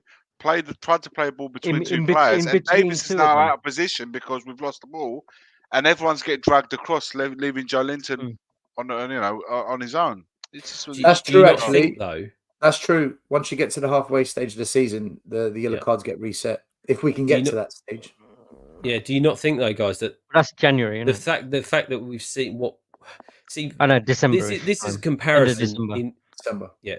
This is a comparison you make between two players that run around the pitch, right? When you're talking about Papi Sarr and his energy, I won't take away the fact that Bryan Hill does run around, but he's got no end product. Nothing. He literally just runs around the pitch and doesn't really do much with it. Whereas Papi Sarr does that, intercepts, gets into the position, stuff like that. I think this is exactly why Son played on the left, because Ange's now got to the point where he understands that we are very, very weak on the left.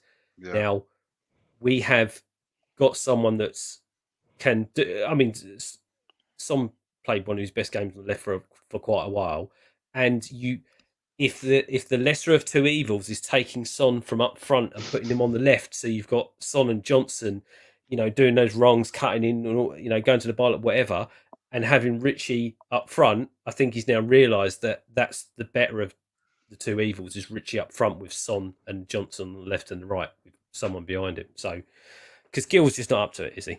He's simply not. And if he doesn't shave off that tash, I'm going to go mad because it cracks me every time I see him with this some kind of weird tash that he's got there. You don't like the budget porn star? No, not at all. No, I'm high class. Yeah, but he looks like that Howard, doesn't he? Howard Welkowitz, or whatever his name is, from The Big Bang. But I think we should be. Yeah, that's his first movie, The Big Bang. 3-1, man. 3-1. Will, what's your take on this game? Muted. I think the Well, you sound like you're taking a win. shit. We're gonna win pretty easy. No, I'm just trying to think. I'm just trying to think of who we're playing. Like, I mean, as far as the lineup in my brain, I think we win pretty easy. I think 3-0. Wow. Clean sheet. You guys He's got to go same again, isn't he? Really? Yeah, Unless we almost there's kept the some clean injuries sheet forced against on him. Newcastle if it wasn't for a We moment of haven't dumbness. talked about Kulu. I'm not convinced. Although Kulu seems to love that position and he seems to be doing a bit better than out on the right, I'm not convinced that him being in that Maddison role is really the best thing for us, despite us winning the last game. But we have no one else to go there, man. And Lo Celso. Who could currently do a job? Yeah, Why can't Lo Celso do it? He does it for Argentina. And we haven't pushed Lo Celso that far forward yet, have we? 45 minutes ago, when I was fighting for Lo Celso, where were you? Skip up there. You were like, where were you? I think we'll be unchanged. We put Lo Celso up there with Kulusevski. When? I think we've played. I think we will play the same team. Yeah, that but was he in that position, Will? Was he more a number 8? Because we play with 2 8s. Madison technically is in a 10. It's 2 left 8s, right? But then again, we was playing against Man City when we set up with Basuma, Lo Celso, and Kulusevski, and we was completely open. They were cutting us up in the middle of the park. But that was Man City. I think that doesn't mean Villa every other too, team. right? He played there at Villa too, right? Yeah, I think we'll be unchanged. I think we'll have the same 11 that started against Newcastle. It'd be really harsh to drop anyone from that game, in my opinion. But that doesn't mean that this is a legit problem, though, right? I can't see how it's fair to drop Lo Celso when the guys come back, played well, scored 2 goals. Did he set another goal up? Yeah. I mean, and you can't just drop him unless Will's right and he's carrying an injury or a niggle or something again. And if he does get injured again, seriously, we need to get rid of him. Don't care how good he is. I think Kulusevski starts in that position purely on his work rate. From pushing from starting from the front and pushing from and pressure from the front, his work rate is absolutely outstanding, and I think that's why he maybe gets Newcastle 4-1. You can't change the squad. Lee, right? Lee, let me ask you a question. Is there a case to say start Lo Celso and Kulu and just put Pape Sar or Basuma in the holding mid? Well, yeah, you could. Sar can't play holding, but I wouldn't. Yeah, I wouldn't put Sar. Okay, Basuma then. For me, I said Basuma. Yeah, you could. Yeah, of course you could. Have 2 attacking mids on the pitch. It's just whether you think do they complement each other in those roles. Where we were talking about earlier, Basuma and Pape Sar. They did second half. They did well together against Man City. Yeah, then why not then? I think Basuma and Pape Sar work well together. Yeah. I think we was talking about Basuma having a better game, maybe because Sar was next to him. But I think Ange does adjust a little bit depending on your position and their characteristics. So perhaps, listen, there's not to say that Lo Celso won't make his get back in the team against Forest. Who knows, man? I just think though the characteristics, perhaps you got a Forest who are going to be fighting. They definitely want to give their fans at home something to shout about, and I think in Spurs' case, we need to silence that crowd up in the first sort of 15, 20 minutes to try and score a goal. I think if we let them score a goal first in the first sort of quarter of an hour, I think it's going to be quite a. That was a nice thing, right, Iggy? We scored first 6 games and actually won a game. I'll tell you one thing I know. I'll tell you one thing I noticed. It's really seemed a little bit more evident that after we got the first goal, it looked like we were really pushing on for that second goal. Yeah. No, listen, literally. But we haven't taken. But even previously, when we have gone 1-0 up, we haven't taken our chances. We've created the chances to go 2-0 up. We just haven't taken it, leaving scraps on the floor for our positions to. Well, I mean, some of the games we've dropped back and I think with Nottingham Forest, if we can do that, Nottingham Forest score in the first sort of quarter of an hour, and then maybe perhaps get the second before half time. I think that could be curtain call for Nottingham. Iggy, what's your prediction, by the way? I think we'll edge it just by 1 goal though. 2-1. I don't think it's going to be a high score line. I was going to go 2-1 as well. I think 2-1 Spurs. Yeah. Yeah, sorry, go on, Iggy. No. I was going to say it's important that we win. We continue. If we can get a win, no matter what, come away with 3 points, it'll be massive for us. Because then we can finally say, yeah, we've turned that corner. I just think this is madness. They've won 2 games all season. Well, if we win, we go joint 4th place on points, 2 behind Villa, 3 behind Arsenal, and 4 behind Liverpool. But they all have a game in hand, obviously. Liverpool play Man United, so Man United, they won't close that gap on us because Liverpool are going to beat them. I'll be shocked if they don't. Arsenal against Brighton, you kind of expect Arsenal to win it. Brighton, no, you don't. Not at home. They don't. Not Brighton at home. Arsenal's record against Brighton is not very good. And that's a bit of a bogey team. Fit. A bit of a bogey. And Mitoma's fit again, right? He's been. I think Arsenal will look to bounce back, though. Will. Isn't that famous game Basuma was laughing at? Listen, I hope you're right. I mean, listen. If you thought I was bad this week, Arsenal fans, God help you if you don't beat Brighton. My God, you might as well just delete your social media apps. Guys, listen, we're going to wrap it up. Lee, final word, final thoughts. By the way, we are doing a watch along on Friday night for that Forest away game, so tune in. I won't sleep in for that one, I promise. Yeah, Lee, sorry, mate. Final thoughts. I'm absolutely amazed that we that we didn't discuss the elephant in the room that everyone in the comments at the beginning was talking about. What, Tillerman's boner? That's the one. That's some elephant. That's some elephant. No, the elephant. I'll leave this for another show because this could go on for ages. But was Romero's tackle a red card? No, I don't think so. I don't think so. In this occasion, I've got an opinion as to why, but we're wrapping up, so we'll keep that for another time. Yeah. That's definitely. I just think you know with him, it's just always like prodding the bear, isn't it? It's like you just think if anyone else puts that challenge in, it wouldn't even be a conversation. You think Romero, you think, my God, it's why him? Why him? Just before that, did you say prodding the bear? That Callum Wilson, I'm sure he went in hard on one of our players. It was either the defender or it was Porro did a somersault in the box. I think that was Wilson. He literally hit him, and Porro did a somersault. He ended up on his back. Romero went after him straight after that. Yeah, but I don't.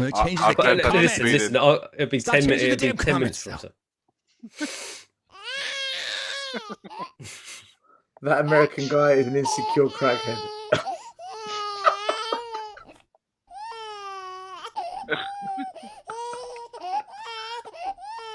It's okay, buddy. It's okay. Is baby Mikel at it again? Oh my God, baby Mikel rattled.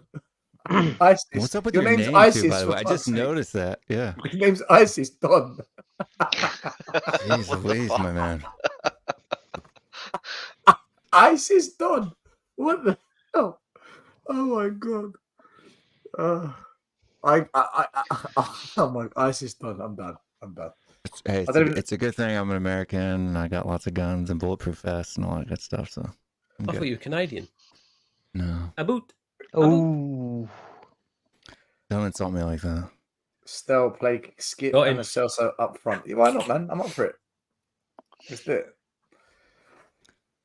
Who were we on? Last words. Lee. Was it Lee or was it Maz? Yeah, I've had my last one. Maz is next. Go for it. Maz.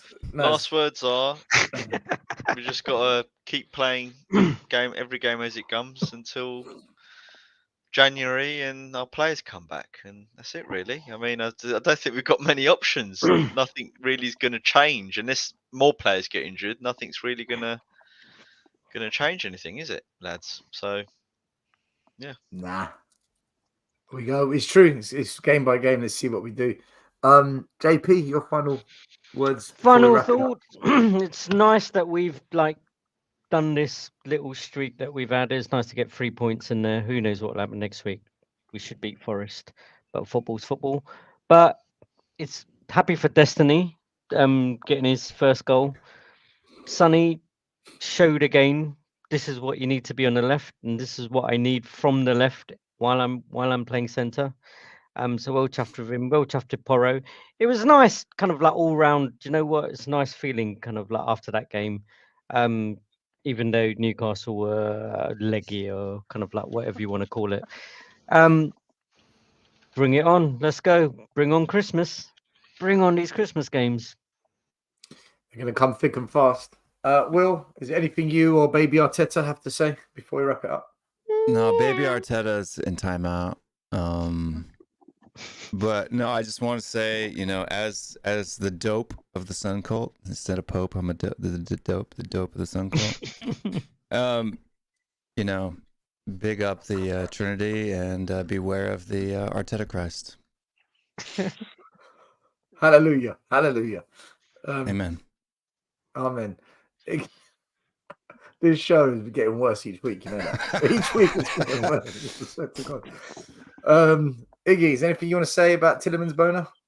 It's a great package, and I'm glad Zinchenko pointed it out. Nah, listen, let's just focus on ourselves, getting the points in the bag, and and try and climb up the table as much as possible between now and the January, in the hope that we get 1 or 2 recruits in. I think if we get a couple of recruits in, then maybe we might be able to kick on the second half of the season. If we don't, then we're more trouble than what we thought. So, but anyway, let's just one game at a time, starting with Forest. And let's get these 3 points against these guys. Should let's get those 3 points. Sorry, Will? Porro, who are at right back. How will be their name? The name of the Porro's son. Thy kingdom, son. Heung-min son will be done. You guys are going straight to hell, man. Dyer will be done. Do what you're doing, going straight to fucking hell. Listen, all I'm going to say is to everyone, have a good evening, everyone. Good evening. Thank you to all the people that gave us super chats tonight. Strasbourg, Steve, Tops FC TV, Tom81, and Faz. Also, big up to David, who is our new channel member. Thank you so much. And you know what? I'm not going to say anything to end the show.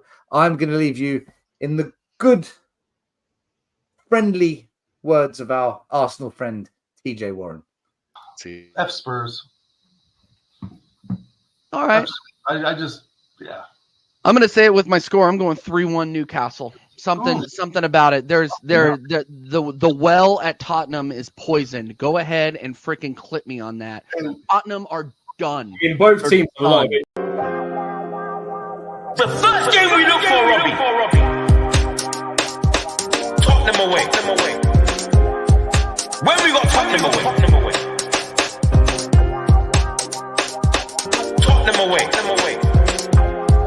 When we got Tottenham away.